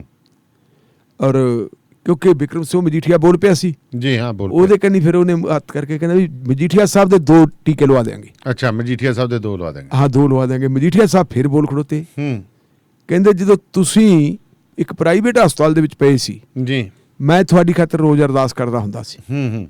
ਇਹਦਾ ਮਤਲਬ ਵਜ਼ੀਰ ਜੇ ਪ੍ਰਾਈਵੇਟ ਹਸਪਤਾਲ ਦੇ ਵਿੱਚ ਪੈਂਦਾ ਹੈ ਤੇ ਲੋਕਾਂ ਦਾ ਫਿਰ ਸਿਹਤ ਵਿਭਾਗ ਦੇ ਹਸਪਤਾਲਾਂ ਦੇ ਉੱਤੇ ਵਿਸ਼ਵਾਸ ਨਹੀਂ ਰਹਿੰਦਾਗਾ। ਇਹ ਜੀ ਜੇ ਕਹਿੰਦੇ ਵਜ਼ੀਰ, ਵਾਈਸ ਚਾਂਸਲਰ ਇਹ ਵੱਡੇ ਹਸਪਤਾਲਾਂ ਦੇ ਵਿੱਚ ਆਉਣ ਲੱਗੇ ਤੇ ਇਹ ਗੱਲ ਠੀਕ ਨਹੀਂ ਹੈਗੀ। ਵਿਸ਼ਵਾਸ ਕਿਵੇਂ ਵਧੂਗਾ? ਉਹ ਕਈ ਚੀਜ਼ਾਂ ਇਹੋ ਜਿਹੀਆਂ ਹੁੰਦੀਆਂ ਦਾਨੇ ਵਾਲੀਆਂ, ਸਭ ਬੰਦਾ ਭੁੱਲ ਜਾਂਦਾ ਹੈ ਜੀ। ਤੇ ਜੋਸ਼ ਹੁੰਦਾ, ਜਵਾਨ ਵੀ ਹੈ। ਹਾਂ, ਜਵਾਨੀ ਇਹਦੇ ਚ ਵੇਖੋ ਮੈਂ ਇੱਕ ਮਜੀਠੀਆ ਸਾਹਿਬ ਦੀ ਕਦਰ ਕਰਦਾ ਕਿ ਅਕਾਲੀ ਦਲ ਦੇ ਵਿੱਚੋਂ ਬੰਦਾ ਇਕੱਲਾ ਹੀ ਆ ਉਹ। ਜਿਵੇਂ ਕਾਂਗਰਸ ਪਾਰਟੀ ਦੇ ਵਿੱਚ ਇਕੱਲਾ ਰਾਹੁਲ ਗਾਂਧੀ ਹੈ ਨਾ, ਇਸ ਵੇਲੇ ਰਾਹੁਲ ਗਾਂਧੀ RSS ਤੇ ਅਟੈਕ ਕਰ ਰਿਹਾ, ਬਿਲਕੁਲ ਬੜੇ ਜ਼ਬਰਦਸਤ ਅਟੈਕ ਕਰ ਰਿਹਾ, ਵਿਚਾਰ ਧਾਰਕ ਜਿਹੜੇ ਹੈਗੇ ਆ ਪੱਖ ਤੋਂ ਕਰ ਰਿਹਾ, ਔਰ ਕੋਈ ਕਾਂਗਰਸ ਪਾਰਟੀ ਦਾ ਉਵੇਂ ਬੋਲਦਾ ਨਹੀਂ। ਇਹੀ ਹਾਲਤ ਹੈ ਕਿ ਪੰਜਾਬ ਦੇ ਵਿੱਚ ਅਕਾਲੀ ਲੀਡਰਾਂ ਦੇ ਵਿੱਚੋਂ ਜੇ ਕੋਈ ਬੋਲਦਾ ਹੈ ਵਿਧਾਨ ਸਭਾ ਦੇ ਅੰਦਰ ਤੇ ਬਾਹਰ, ਉਹ ਸਿਰਫ ਤੇ ਸਿਰਫ ਬਿਕਰਮ ਸਿੰਘ ਮਜੀਠੀਆ ਬੋਲਦਾ, ਔਰ ਬਿਕਰਮ ਸਿੰਘ ਮਜੀਠੀਆ ਪੂਰੀ ਤਿਆਰੀ ਕਰਕੇ ਆਉਂਦਾ। ਵੈਲ ਹਾਂ, ਵਿਧਾਨ ਸਭਾ ਦੇ ਵਿੱਚ ਵਿਰੋਧੀ ਧਿਰ ਦਾ ਆਗੂ ਤਾਂ ਹੈਗਾ ਹਰਪਾਲ ਸਿੰਘ ਚੀਮਾ। ਹਰਪਾਲ ਸਿੰਘ ਚੀਮਾ ਦੀ ਵੀ ਤਿਆਰੀ ਨਹੀਂ ਹੁੰਦੀ। ਅਕਾਲੀ ਦਲ ਦਾ ਗਰੁੱਪ ਲੀਡਰ ਹੈ ਸ਼ਰਨਜੀਤ ਸਿੰਘ ਢਿੱਲੋਂ, ਉਹ ਤਾਂ ਬਸ ਉਹੀ ਬੈਠਾ, ਉਹ ਤਾਂ ਮੇਰਾ ਖਿਆਲ ਹੈ ਵੀ ਕਾਗਜ਼ਾਂ 'ਚ ਹੀ ਉਹ ਤਾਂ, ਹਾਂ ਕਾਗਜ਼ਾਂ 'ਚ ਹੈ। ਬਿਕਰਮ ਸਿੰਘ ਮਜੀਠੀਆ ਜਿਹੜੀ ਹੈ ਜਿਸ ਕਿਸਮ ਦੀ ਭੂਮਿਕਾ ਨਿਭਾ ਰਿਹਾ, ਉਹਦੀ ਭੂਮਿਕਾ ਮੈਂ ਸਮਝਦਾ ਕਿ ਤੁਹਾਡੇ ਨੂੰ ਸੁਖਬੀਰ ਸਿੰਘ ਬਾਦਲ ਨਾਲੋਂ ਵੀ ਉਹਦਾ ਕੱਦ ਉੱਪਰ ਜਾ ਰਿਹਾ ਬਿਲਕੁਲ। ਹਾਲਾਂਕਿ ਪ੍ਰੈਜ਼ੀਡੈਂਟ ਅਕਾਲੀ ਦਲ ਦਾ ਸੁਖਬੀਰ ਸਿੰਘ ਬਾਦਲ ਹੈ, ਲੇਕਿਨ ਜਿਹੜੀ ਲੋਕਾਂ ਦੇ ਵਿੱਚ ਇਮੇਜ ਬਣ ਰਹੀ ਹੈ ਉਹ ਬਣ ਰਹੀ ਹੈ ਬਿਕਰਮ ਸਿੰਘ ਮਜੀਠੀਆ ਦੀ। ਕੁਝ ਲੋਕ ਤਾਂ ਇਹ ਕਹਿੰਦੇ ਚਲੋ ਆਪਾਂ ਉਹਦੇ ਤੋਂ ਕੀ ਲੈਣਾ ਵੀ ਅਗਲੇ ਦਿਨਾਂ 'ਚ ਕੁਝ ਹੋ ਵੀ ਸਕਦਾ। ਸੋ ਉਹ ਕਈ ਵਾਰੀ ਫਿਰ ਬੰਦਾ ਭੁੱਲ ਜਾਂਦਾ ਹੈ। ਬਿਕਰਮ ਸਿੰਘ ਮਜੀਠੀਆ ਆਪਦਾ ਪੁਰਾਣਾ ਪੁਸ਼ ਭੁੱਲ ਗਿਆ ਤੇ ਬਲਬੀਰ ਸਿੰਘ ਸਿੱਧੂ ਹੈ ਉਹ ਵੀ ਮਲਵਈ ਜੀ। ਉਹਨੇ ਨਾਲ ਦੀ ਨਾਲ ਕਹਿੰਦਾ ਮਜੀਠੀਆ ਸਾਹਿਬ ਕਈ ਵਾਰੀ ਪ੍ਰਾਈਵੇਟ ਹਸਪਤਾਲਾਂ 'ਚ ਵੀ ਜਾਣਾ ਪੈਂਦਾ, ਥੋੜਾ ਜਿਹਾ ਕਹਿੰਦਾ ਯਾਦ ਕਰੋ ਬੀਬਾ ਜੀ ਸੁਰਿੰਦਰ ਕੌਰ ਬਾਦਲ ਇਲਾਜ ਕਰਾਉਣ ਵਾਸਤੇ ਅਮਰੀਕਾ ਗਏ ਸੀ ਕਿ ਭਾਰਤ ਦੇ ਅਮਰੀਕਾ ਕੋਈ ਇੱਥੇ ਹਸਪਤਾਲ। ਕਿੰਨੀਆਂ ਖਬਰਾਂ ਅਖਬਾਰਾਂ ਦੇ ਵਿੱਚ ਲੱਗਦੀਆਂ ਰਹੀਆਂ ਕਿ ਸਾਡੇ ਜਿਹੜੇ ਹੈਗੇ ਹੈ ਹਾਕਮ ਲੋਕ ਉਹ ਟ੍ਰੀਟਮੈਂਟ ਕਰਾਉਣ ਵਾਸਤੇ ਬਾਹਰ ਜਾਂਦੇ ਆ ਪ੍ਰਾਈਵੇਟ ਹਸਪਤਾਲਾਂ 'ਚੋਂ ਜੀ, ਚਾਹੇ ਉਹਨਾਂ 'ਚ ਕਮਲਜੀਤ ਸਿੰਘ ਆਪਣਾ ਸਨੀ ਬਰਾੜ, ਸਰਦਾਰ ਹਰਚਰਨ ਸਿੰਘ ਬਰਾੜ ਦਾ ਲੜਕਾ ਜੀ, ਉਹ ਵੀ ਬਾਹਰੋਂ ਇਲਾਜ ਕਰਾ ਕੇ ਆਇਆ ਸੀ। ਬੀਬਾ ਜੀ ਬਾਦਲ ਦਾ ਚਲੋ ਸੁਰਿੰਦਰ ਕੌਰ ਦਾ ਇਲਾਜ ਵੀ ਬਾਹਰੋਂ ਹੋਇਆ ਸੀ। ਈਵਨ ਸਰਦਾਰ ਪ੍ਰਕਾਸ਼ ਸਿੰਘ ਬਾਦਲ ਦਾ ਇਲਾਜ ਵੀ ਅਮਰੀਕਾ 'ਚ ਹੁੰਦਾ ਰਿਹਾ ਜੀ, ਔਰ ਉਹਦੀ ਪੇਮੈਂਟ ਹੈ ਜਿਹੜੀ ਉਹ ਪੰਜਾਬ ਦੇ ਖਜ਼ਾਨੇ 'ਚ ਜਾਂਦੀ ਰਹੀ ਹੈ। ਇੰਨੀ ਗੱਲ ਜਦੋਂ ਉਹਨੇ ਕਹਿ ਦਿੱਤੀ ਕਿ ਕਾਕਾ ਜੀ ਆਪਣੇ ਵਾਲਾ ਟਾਈਮ ਵੀ ਯਾਦ ਕਰ ਲਓ, ਫਿਰ ਕਹਿੰਦੇ ਜੀ ਮਜੀਠੀਆ ਸਾਹਿਬ ਠੰਡਾ ਹੀ ਹੋ ਗਏ ਨਾਲ ਦੀ ਨਾਲ ਹੋਣਾ ਹੀ ਸੀਗਾ। ਕਿਉਂਕਿ ਹੁਣ ਇਹ ਕਿਵੇਂ ਕਵੇ ਵੀ ਸੁਖਬੀਰ ਸਿੰਘ ਦੀ ਮਾਤਾ ਨੇ ਭਾਈ ਇਲਾਜ ਨਹੀਂ ਕਰਵਾਇਆ? ਜੇ ਸੁਖਬੀਰ ਸਿੰਘ ਦੀ ਮਾਤਾ ਬਾਹਰੋਂ ਇਲਾਜ ਕਰਵਾ ਸਕਦੀ ਹੈ ਤੇ ਫਿਰ ਦੂਜੇ ਕਿਉਂ ਨਹੀਂ ਕਰਾ ਸਕਦੇ? ਵੇਖਣ ਵਾਲੀ ਗੱਲ ਇਹ ਹੈ, ਇਹ ਆਪਣੀ ਪੀੜ੍ਹੀ ਹੇਠ ਸੋਟਾ ਮਾਰਨਾ ਚਾਹੀਦਾ। ਹਕੂਮਤ ਭਾਵੇਂ ਅਕਾਲੀ ਦਲ ਦੀ ਹੈ ਜੀ, ਭਾਵੇਂ ਕਾਂਗਰਸ ਪਾਰਟੀ ਦੀ, ਇਹ ਗੱਲ ਤਾਂ ਮੰਨਣੀ ਪੈਣੀ ਹੈ ਨਾ। ਸਾਡੀਆਂ ਜਿਹੜੀਆਂ ਸਰਕਾਰੀ ਸੰਸਥਾਵਾਂ ਦਾ ਹਾਲ ਬੁਰਾ ਹੈ। ਉਹੀ ਗੱਲ ਜਿਹੜੀ ਆਪਾਂ ਪਹਿਲਾਂ ਪ੍ਰਾਈਵੇਟ ਕਲੋਨੀਆਂ ਦੀ ਤੇ ਉਹ ਕਰਕੇ ਕਿ ਇਹਦੇ ਵਿੱਚ ਸੁਧਾਰ ਕਿਉਂ ਨਹੀਂ ਹੁੰਦਾ। ਵੱਡੀ ਗੱਲ ਇਹ ਹੈ ਕਿ ਇਹ ਜਿਹੜੀ ਪਬਲਿਕ ਸੈਕਟਰ ਦੀ ਕੀਮਤ ਦੇ ਉੱਤੇ ਨਵੀਆਂ ਆਰਥਿਕ ਨੀਤੀਆਂ ਦੇ ਤਹਿਤ ਜਿਹੜਾ ਪ੍ਰਾਈਵੇਟ ਸੈਕਟਰ ਨੂੰ ਉਤਸ਼ਾਹਿਤ ਕੀਤਾ ਜਾਂਦਾ ਹੈ ਜੀ, ਉਹ ਭਾਵੇਂ ਖੇਤੀ ਕਾਨੂੰਨਾਂ ਰਾਹੀਂ ਕੀਤਾ ਜਾਂਦਾ, ਭਾਵੇਂ ਜਾਣ ਬੁੱਝ ਕੇ, ਚਾਹੇ ਵਿਦਿਅਕ ਸੰਸਥਾਵਾਂ ਚਾਹੇ ਸਿਹਤ ਸੰਸਥਾਵਾਂ, ਉਹਨਾਂ ਦਾ ਜਿਹੜਾ ਹੈਗਾ ਭੋਗ ਪਾਇਆ ਜਾ ਰਿਹਾ ਹੈ ਔਰ ਇੱਕ ਪਲੈਨਿੰਗ ਦੇ ਜ਼ਰੀਏ ਪਾਇਆ ਜਾ ਰਿਹਾ ਹੈ। ਉਹ ਜਿਹੜੀ ਹੈਗੀ ਲੋਕਾਂ ਨੂੰ ਬੇਵਕੂਫ ਬਣਾਉਣ ਵਾਸਤੇ ਵਿਧਾਨ ਸਭਾ ਦੇ ਵਿੱਚ ਇੱਕ ਦੂਜੇ ਦੇ ਉੱਤੇ ਦੂਸ਼ਣਬਾਜ਼ੀ ਕਰ ਲੈਂਦੇ। ਪਰ ਢਿੱਲੋਂ ਸਾਹਿਬ ਇੱਕ ਬੜੀ ਖਤਰਨਾਕ ਖਬਰ ਹੈ ਜੀ। ਆਪਾਂ ਤਾਂ ਗੱਲ ਕਰਦੇ ਹਾਂ ਭਾਰਤ 'ਚ ਪੂਰਨ ਆਜ਼ਾਦੀ ਹੈ ਜੀ, ਹੈ ਪੂਰਨ ਆਜ਼ਾਦੀ ਤਾਂ ਮੈਨੂੰ ਕਿਤੇ ਕਹਿੰਦੇ ਕਿਹਨੇ ਕਹਿ ਦਿੱਤਾ ਵੀ ਇੱਥੇ ਤਾਂ ਅੰਸ਼ਕ ਆਜ਼ਾਦੀ ਹੈ, ਪਾਰਸ਼ੀਅਲ, ਅੱਧੀ ਵੀ ਨਹੀਂ, ਪਾਰਸ਼ੀਅਲ। ਦੇਖੋ ਇੱਕ ਵਾਸ਼ਿੰਗਟਨ ਬੇਸਡ NGO ਹੈ ਜਿਹਦਾ ਨਾਂ ਹੈ ਗਲੋਬਲ ਫਰੀडम ਹਾਊਸ, ਔਰ ਇਹਦਾ ਵਕਾਰ ਕਾਫੀ ਵਧੀਆ ਹੈ ਦੁਨੀਆ ਦੇ ਵਿੱਚ, ਇਹਦਾ ਚੰਗਾ ਨਾਮ ਹੈ। ਇਹਦਾ ਮਤਲਬ ਜਿਹੜਾ ਬਾਤ ਜਿਹੜੀ ਹੈ ਦੇਖਦੀ ਕੀ ਹੈ? ਇਹ ਦੇਖਦੀ ਹੈ ਕਿ ਜਿਹੜੀ ਦੁਨੀਆ ਦੇ ਵਿੱਚ ਆਜ਼ਾਦੀ ਹੈ, ਆਜ਼ਾਦੀ ਦਾ ਸਿਸਟਮ ਕੀ ਹੈ। ਹਰ ਸਾਲ ਇਹ ਆਪਣੀ ਕੋਈ ਨਾ ਕੋਈ ਰਿਪੋਰਟ ਤਿਆਰ ਕਰਦੇ ਹੁੰਦੇ ਹੈ। ਜਿਹੜੀ ਪਿਛਲੀ ਰਿਪੋਰਟ ਇਹਨਾਂ ਨੇ ਤਿਆਰ ਕੀਤੀ ਸੀ ਉਹਦੇ ਵਿੱਚ ਇਹਨਾਂ ਨੇ ਕੁੱਲ ਮਤਲਬ 211 ਦੇਸ਼ਾਂ ਵਾਸਤੇ 100 ਅੰਕਾਂ ਦਾ ਪਰਚਾ ਪਾਇਆ ਸੀ। ਜਿਵੇਂ ਆਪਾਂ ਇਮਤਿਹਾਨ ਪਾ ਦਿੰਦੇ ਵੀ 100 ਨੰਬਰ ਹੈ, 100 ਨੰਬਰ ਦੇ ਵਿੱਚ ਕਿਹੜੇ ਦੇਸ਼ ਨੂੰ ਕਿੰਨੇ ਨੰਬਰ ਚਾਹੀਦੇ, ਔਰ ਉਹ ਜਿਹੜੇ ਸਵਾਲ ਪੁੱਛੇ, ਸਵਾਲ ਵੀ ਬੜੇ ਜ਼ਬਰਦਸਤ ਹੈ। ਇੱਕ ਤਾਂ ਸਵਾਲ ਇਹਨਾਂ ਨੇ ਇਹ ਪੁੱਛਿਆ ਹੈ ਕਿ ਕੀ ਭਾਰਤ ਦੇ ਵਿੱਚ ਕੋਈ ਵਿਅਕਤੀ ਆਪਣੀ ਮਰਜ਼ੀ ਦੇ ਨਾਲ ਬੋਲ ਸਕਦਾ ਹੈ? ਆਪਣੀ ਜਿਹੜੀ ਉਹਦੇ ਦਿਲ ਦੇ ਬਲਬਲੇ ਹੈ ਉਹ ਦਿਲ ਦੇ ਬਲਬਲੇ ਕੱਢ ਸਕਦਾ, ਸਾਂਝੇ ਰੱਖ ਸਕਦਾ ਹੈ? ਉਹਦੇ ਤੇ ਇਹਨਾਂ ਨੇ ਕਿਹਾ ਵੀ ਭਾਰਤ ਦੇ ਵਿੱਚ ਇਹ ਸੰਭਵ ਨਹੀਂ। ਕਿਉਂਕਿ ਭਾਰਤ ਦੇ ਵਿੱਚ ਵਿਚਾਰਾਂ ਦੇ ਪ੍ਰਗਟਾਵੇ ਦੀ ਆਜ਼ਾਦੀ ਵਾਲੇ ਲੋਕਾਂ, ਜਿਹੜੇ ਆਜ਼ਾਦੀ ਦੇ ਹੱਕ ਵਿੱਚ ਹੈ, ਵਿਚਾਰਾਂ ਦੇ ਪ੍ਰਗਟਾਵੇ ਦੀ ਆਜ਼ਾਦੀ ਲੋਕਾਂ ਨੂੰ ਹੈ ਨਹੀਂ। ਜਿਹੜੇ ਲੋਕ ਸਰਕਾਰ ਦੇ ਖਿਲਾਫ ਬੋਲਦੇ, ਜਿਹੜੇ ਲੋਕ ਸਰਕਾਰ ਦੇ ਆਲੋਚਕ ਹੈ, ਜਾਂ ਜਿਹੜੇ ਲੋਕ ਸਰਕਾਰ ਨਾਲ ਸਹਿਮਤ ਨਹੀਂ, ਅਸਹਿਮਤ ਹੈ, ਉਹਨਾਂ ਲੋਕਾਂ ਦੇ ਖਿਲਾਫ UAPA ਵੀ ਲਾਇਆ ਜਾਂਦਾ ਤੇ ਉਹਨਾਂ ਦੇ ਖਿਲਾਫ ਦੇਸ਼ ਧਰੋਹੀ ਦੇ FIR ਵੀ ਕੱਟੀ ਜਾਂਦੀ ਔਰ ਉਹਨਾਂ ਨੂੰ ਜੇਲ੍ਹਾਂ 'ਚ ਸੁੱਟਿਆ ਜਾਂਦਾ ਹੈ। ਇਹ ਜੇ ਆਪਾਂ ਦੇਖਣਾ ਹੋਵੇ ਤਾਂ ਤੁਸੀਂ ਸ਼ੁਰੂ ਕਰ ਲਓ ਭੀਮਾ ਕੋਰੇਗਾਂਵ ਤੋਂ। ਭੀਮਾ ਕੋਰੇਗਾਂਵ ਤੋਂ ਲੈ ਕੇ ਹੁਣ ਤੱਕ ਜਿੰਨੀਆਂ ਵੀ ਐਜੀਟੇਸ਼ਨਾਂ ਹੋਈਆਂ, ਨਾਗਰਿਕਤਾ ਕਾਨੂੰਨ ਦੇ ਖਿਲਾਫ ਐਜੀਟੇਸ਼ਨ ਹੋਈ ਹੈ, ਉਹਦੇ ਵਿੱਚ ਆਪਾਂ ਨੂੰ ਪਤਾ ਹੈ ਕਿ ਦੇਸ਼ ਦੇ ਵੱਖ-ਵੱਖ ਹਿੱਸਿਆਂ ਦੇ ਵਿੱਚ ਜਿਹੜੇ ਹੈਗੇ ਘੱਟ ਗਿਣਤੀ ਮੁਸਲਮਾਨਾਂ ਦੇ ਨਾਲ ਕੀ ਹੋਇਆ, ਚਾਹੇ ਉਹ ਜਾਮੀਆ ਹੋਵੇ, ਚਾਹੇ ਉਹ ਅਲੀਗੜ੍ਹ ਯੂਨੀਵਰਸਿਟੀ ਹੋਵੇ, ਹੋਰ ਤਾਂ ਹੋਰ ਤੁਸੀਂ ਇਹ ਦੇਖੋ ਕਿ ਡਾਕਟਰ ਕਫੀਲ ਖਾਨ ਵਰਗਾ ਬੰਦਾ, ਜਿਸ ਬੰਦੇ ਦੇ ਖਿਲਾਫ ਭਾਸ਼ਣ ਕਰਨ ਦਾ ਮੁਕੱਦਮਾ ਬਣਾਤਾ, ਉਹਨੂੰ ਬੰਦੇ ਨੂੰ ਮਿਲ ਗਈ ਬੇਲ ਮਿਲ ਗਈ। ਉਹਨੂੰ ਅਦਾਲਤ ਦਾ ਹੁਕਮ ਸੀ ਕਿ ਇਹਨੂੰ ਜੇਲ੍ਹ 'ਚੋਂ ਛੱਡ ਤੇ ਜ਼ਮਾਨਤ ਭਰਤੀ, ਲੇਕਿਨ ਉਹਨੂੰ ਜੇਲ੍ਹ ਦੇ ਵਿੱਚੋਂ ਛੱਡਿਆ ਨਹੀਂ ਗਿਆ ਕਿਉਂਕਿ ਹੁਕਮ ਆ ਗਿਆ ਸੀ ਜੀ ਨਵਾਂ ਕੇਸ ਬਣਦਾ ਹੈ, ਔਰ ਉਹਦੇ ਤੇ ਫਿਰ ਦੇਸ਼ ਧਰੋਹੀ ਦਾ ਕੇਸ ਲਾਤਾ। ਦੇਸ਼ ਧਰੋਹੀ ਦਾ ਕੇਸ ਲੱਗਣ ਤੋਂ ਬਾਅਦ ਉਹ ਬੰਦਾ ਜਿਹੜਾ ਹੈਗਾ ਜੇਲ੍ਹ 'ਚ ਬੈਠਾ ਹੈ।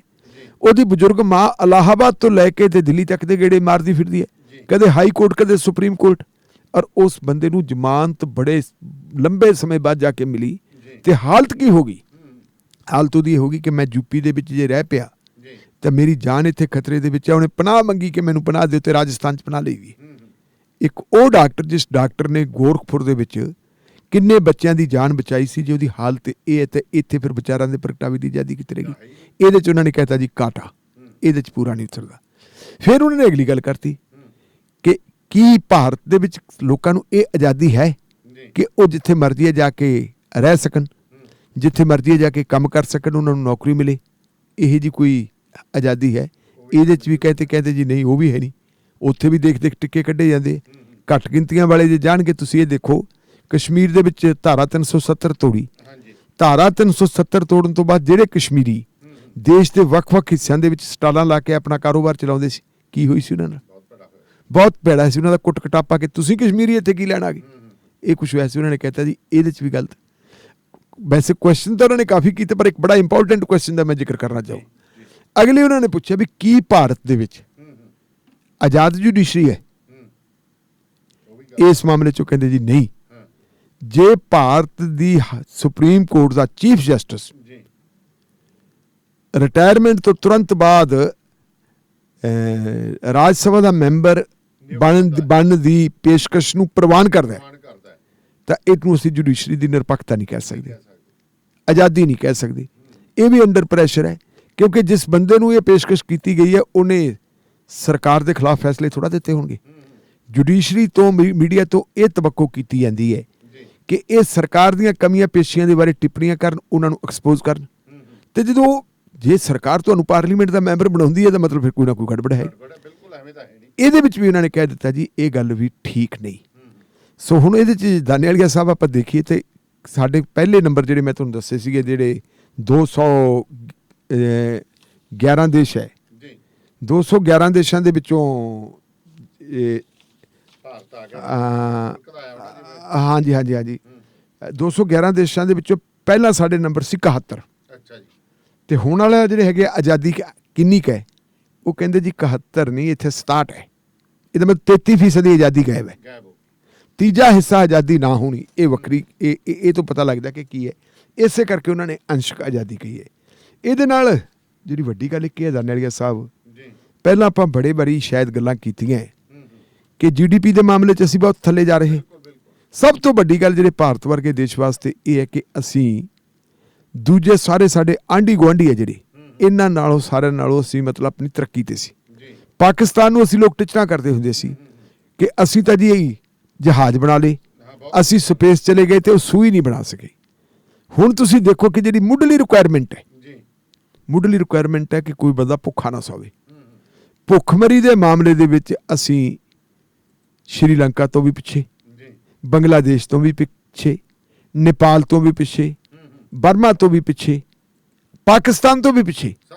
ਸਿਰਫ ਤੇ ਸਿਰਫ ਅਸੀਂ ਅੱਗੇ ਕੀ ਤੋਂ ਇਕੱਲੇ ਅਫਗਾਨਿਸਤਾਨ ਤੋਂ, ਉਹ ਵੀ ਉੱਥੇ ਖਾਣਾ ਜੰਗੀ ਹੈ। ਅਗਲੀ ਗੱਲ ਅਸੀਂ ਜੇ ਦੇਖੀਏ ਤਾਂ ਤੁਸੀਂ ਟਾਈਮ ਯਾਦ ਕਰੋ ਕਿ ਕਿਸੇ ਜ਼ਮਾਨੇ ਦੇ ਵਿੱਚ ਭਾਰਤ ਨੂੰ ਆਜ਼ਾਦੀ ਲਈ ਲੜਨ ਵਾਲੀਆਂ ਕੌਮਾਂ ਇੱਕ ਮਸੀਹੇ ਦੇ ਰੂਪ ਵਿੱਚ ਦੇਖਦੀਆਂ ਸੀ। ਉਹ ਕਹਿੰਦੇ ਸੀ ਵੀ ਸਾਨੂੰ ਭਾਰਤ ਤੋਂ ਮਦਦ ਮਿਲੇ। ਫਲਸਤੀਨੀਆਂ ਦੀ ਤੁਸੀਂ ਸਥਿਤੀ ਦੇਖੋ ਕੀ ਹੈ। ਫਲਸਤੀਨੀਆਂ ਤੋਂ ਇਲਾਵਾ ਤੁਸੀਂ ਦੇਖੋ ਕਿ ਜਿਹੜੇ ਪੂਰਬੀ ਪਾਕਿਸਤਾਨ ਦੇ ਲੋਕ ਸੀ ਉਹਨਾਂ ਨੂੰ ਦਬਾ ਕੇ ਰੱਖਿਆ ਹੋਇਆ ਸੀ। ਪੂਰਬੀ ਪਾਕਿਸਤਾਨ ਦੇ ਵਿੱਚ ਸ਼ੇਖ ਮੁਜੀਬੁਰ ਰਹਿਮਾਨ ਦੀ ਪਾਰਟੀ ਚੋਣ ਜਿੱਤ ਜਾਂਦੀ ਹੈ, ਉਹਨੂੰ ਜਿਹੜੀ ਹੈਗੀ ਹੈ ਸੱਤਾ ਦਾ ਜਿਹੜਾ ਸਰਕਾਰ ਬਣਾਉਣ ਦੀ ਇਜਾਜ਼ਤ ਨਹੀਂ ਮਿਲਦੀ, ਔਰ ਉਹ ਤੋਂ ਬਾਅਦ ਉੱਥੇ ਤਸ਼ੱਦਦ ਹੁੰਦਾ ਹੈ। ਉੱਥੋਂ ਦੇ ਲੋਕ ਭਾਰਤ ਦੇ ਵਿੱਚ ਆ ਕੇ ਮਾਈਗ੍ਰੇਟ ਹੁੰਦੇ ਹੈ, ਔਰ ਉੱਥੇ ਪ੍ਰੋਬਲਮ ਵੱਧਦੀ ਤੇ ਵੱਧਦਿਆਂ ਭਾਰਤ ਤੇ ਪਾਕਿਸਤਾਨ ਦੀ ਜੰਗ ਲੱਗਦੀ ਹੈ। ਇੰਦਰਾ ਗਾਂਧੀ 1971 ਦੇ ਵਿੱਚ ਇੱਕ ਨਵਾਂ ਦੇਸ਼ ਜਿਹੜਾ ਉਹ ਬਣਾ ਦਿੰਦੀ ਹੈ, ਬੰਗਲਾਦੇਸ਼। ਤਾਂ ਬੰਗਲਾਦੇਸ਼ ਦੇ ਲੋਕ ਤਾਂ ਅੱਜ ਵੀ ਸਾਨੂੰ ਮਤਲਬ ਜਿਹੜਾ ਸਤਿਕਾਰ ਦਿੰਦੇ ਕਿ ਹਾਂਜੀ ਸਾਨੂੰ ਭਾਰਤ ਨੇ ਲਿਬਰੇਟ ਕਰਾਇਆ, ਲਿਬਰੇਟ ਕਰਾਉਣ ਦੇ ਵਿੱਚ ਮਦਦ ਦਿੱਤੀ ਹੈ। ਜਿਹੜਾ ਦੂਜਿਆਂ ਨੂੰ ਆਜ਼ਾਦੀ ਬਖਸ਼ਦਾ ਸੀ ਅੱਜ ਉਹਦੀ ਆਜ਼ਾਦੀ ਜਦੋਂ ਖਤਰੇ 'ਚ ਪਈ ਹੋਈ ਹੈ। ਔਰ ਇਹ ਮੇਰਾ ਖਿਆਲ ਹੈ ਵੀ ਇਹ ਤੋਂ ਸ਼ਰਮਨਾਕ ਗੱਲ ਤਾਂ ਸਾਡੇ ਕੋਲ ਹੋ ਨਹੀਂ ਸਕਦੀ। ਇਸ ਰਿਪੋਰਟ ਦੇ ਵਿੱਚ ਜਿਹੜੀ ਵੱਡੀ ਮਹੱਤਵਪੂਰਨ ਗੱਲ ਲਿਖੀ ਹੈ, ਉਹ ਮਹੱਤਵਪੂਰਨ ਗੱਲ ਇਹ ਲਿਖੀ ਹੈ ਕਿ ਇਹ ਜਿਹੜਾ ਹੈਗਾ ਪ੍ਰੋਸੈਸ ਸ਼ੁਰੂ ਕਦੋਂ ਹੋਇਆ। ਪਹਿਲਾਂ ਸਭ ਕੁਝ ਠੀਕ ਸੀ, ਕਹਿੰਦੇ 2014 ਤੋਂ ਇਹ ਪ੍ਰੋਸੈਸ ਸ਼ੁਰੂ ਹੋਇਆ, ਜਦੋਂ ਤੋਂ ਨਰਿੰਦਰ ਮੋਦੀ ਸਾਹਿਬ ਇਸ ਦੇਸ਼ ਦੇ ਪ੍ਰਧਾਨ ਮੰਤਰੀ ਬਣੇ। ਡੈਮੋਕ੍ਰੈਟਿਕ ਨੁਕਤਾ ਨਿਗਾਹ ਤੋਂ ਵੀ ਅਸੀਂ ਡਾਊਨ ਜਾ ਰਹੇ ਹਾਂ, ਤੇ ਜੇ ਆਜ਼ਾਦੀ ਖਤਰੇ 'ਚ ਪੈ ਗਈ, ਕੰਸਟੀਟਿਊਸ਼ਨ ਤਾਂ ਉਹੀ ਹੈ।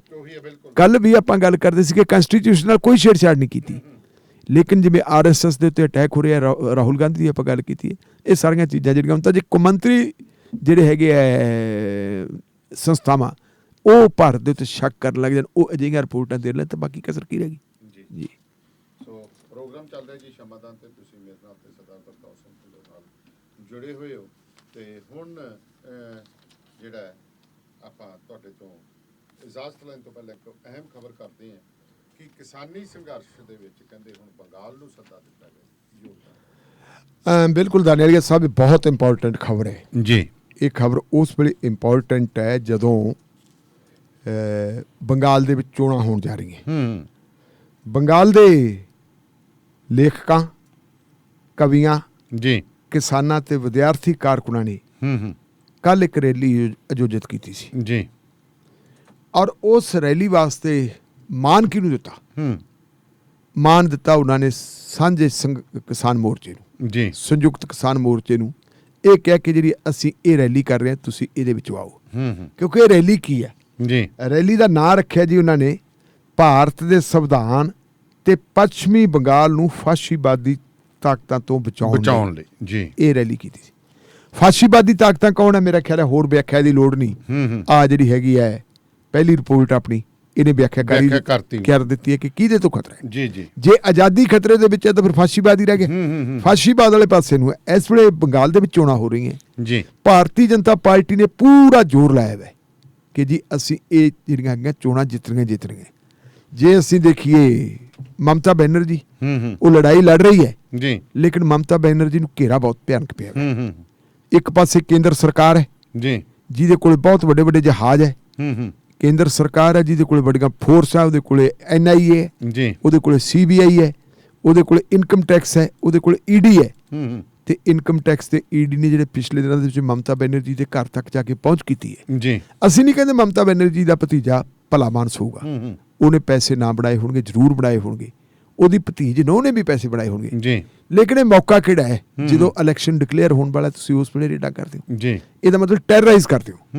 ਦੂਜੀ ਜਿਹੜੀ ਹੈਗੀ ਹੈ ਮਮਤਾ ਬੈਨਰਜੀ ਦੇ ਸਾਹਮਣੇ ਤਾਂ ਨਰਿੰਦਰ ਮੋਦੀ ਤੇ ਉਹਦੀ ਸੱਤਾ ਖੜੀ ਹੈ ਜੀ, ਮਗਰਲੇ ਪਾਸੇ ਜਿਹੜੇ ਹੈਗੇ ਬੁੱਕਲ ਦੇ ਸੱਪ ਖੜੇ, ਜਿਹੜੇ ਮਮਤਾ ਬੈਨਰਜੀ ਨਾਲੋਂ ਛੱਡ ਕੇ ਬਾਹਰ ਗਏ ਵੇ ਜੀ।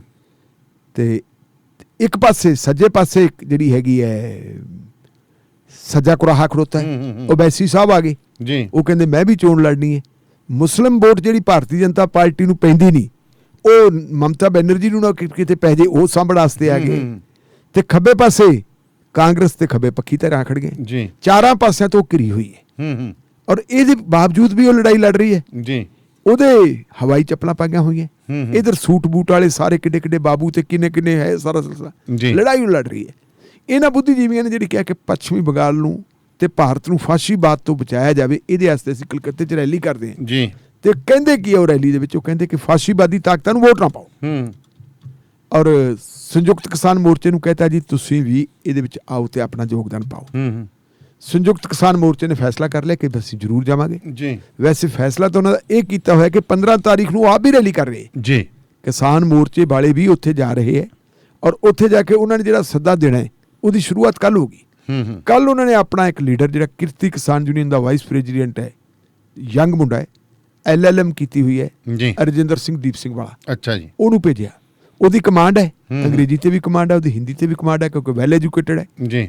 ਔਰ ਉਹ ਕੱਲ ਚੀਫ ਸਪੀਕਰ ਸੀ ਉੱਥੇ। ਜੀ, ਕਿਸਾਨਾਂ ਨੂੰ ਇਹ ਮਾਣ ਦੇਣਾ, ਇੱਕ ਦਸਤਾਰਧਾਰੀ ਨੂੰ ਇਹ ਮਾਣ ਬਹੁਤ ਵੱਡੀ ਗੱਲ ਹੈ ਜੀ, ਬਹੁਤ ਵੱਡੀ ਗੱਲ ਹੈ। ਤੇ ਬੰਗਾਲ ਦੀ ਧਰਤੀ ਤੇ ਜਾ ਕੇ ਜਿਹੜੀ ਉਹਨੇ ਗੱਲ ਕਹੀ ਹੈ ਦਾਨੇ ਵਾਲੀ ਸਾਹਿਬ, ਉਹਨੇ ਉਹ ਵੀ ਬੜੀ ਪਤੇ ਦੀ ਗੱਲ ਕਹੀ ਹੈ ਜੀ।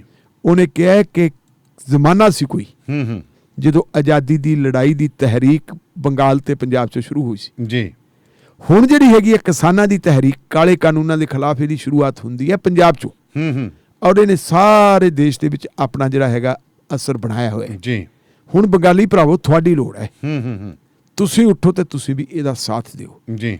ਉਹਨੇ ਬਹੁਤ ਵਧੀਆ ਤਰੀਕੇ ਦੇ ਨਾਲ ਸਮਝਾਇਆ ਕਿ ਜਿਹੜਾ ਇਹ ਖੇਤੀ ਕਾਨੂੰਨ ਹੈ, ਖੇਤੀ ਕਾਨੂੰਨਾਂ ਦੇ ਨਾਲ ਸਿਰਫ ਤੇ ਸਿਰਫ ਕਿਸਾਨਾਂ ਨੇ ਬਰਬਾਦ ਨਹੀਂ ਹੋਣਾ ਜੀ, ਤੁਹਾਡੇ ਪਬਲਿਕ ਡਿਸਟ੍ਰੀਬਿਊਸ਼ਨ ਸਿਸਟਮ ਦੇ ਰਾਹੀਂ ਉਹ ਵੀ ਖਤਮ ਜਿਹੜੀ 70% ਆਬਾਦੀ ਨੂੰ ਅਨਾਜ ਮਿਲਦਾ ਹੈ ਜੀ, ਇਹ ਅਨਾਜ ਵੀ ਨਹੀਂ ਮਿਲੂਗਾ ਤੇ ਭਾਰਤ ਪਹਿਲਾਂ ਹੀ ਭੁੱਖਮਰੀ ਦੇ ਕਗਾਰ ਤੇ ਖੜੋਤਾ ਤੇ ਭੁੱਖਮਰੀ ਨਾਲ ਮੌਤਾਂ ਹੋਣਗੀਆਂ।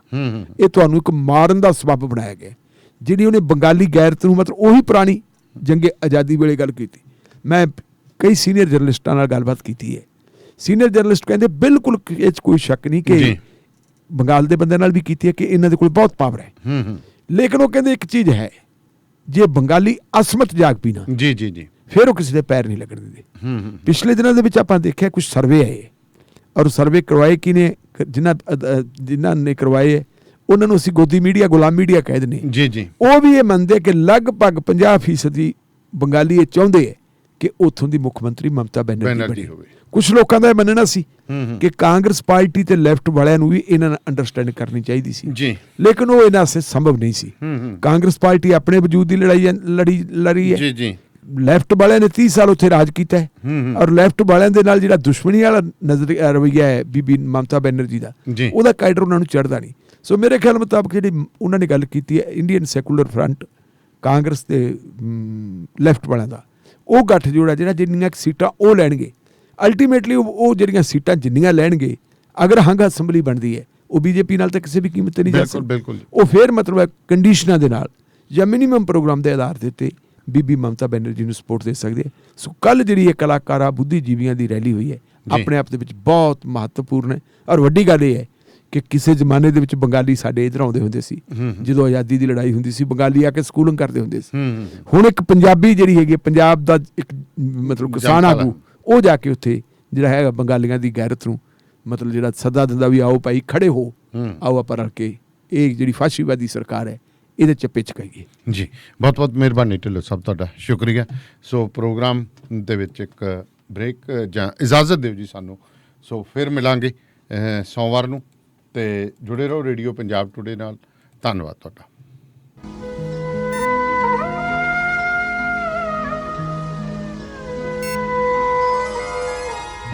ਸ਼ਮਾ ਦਾ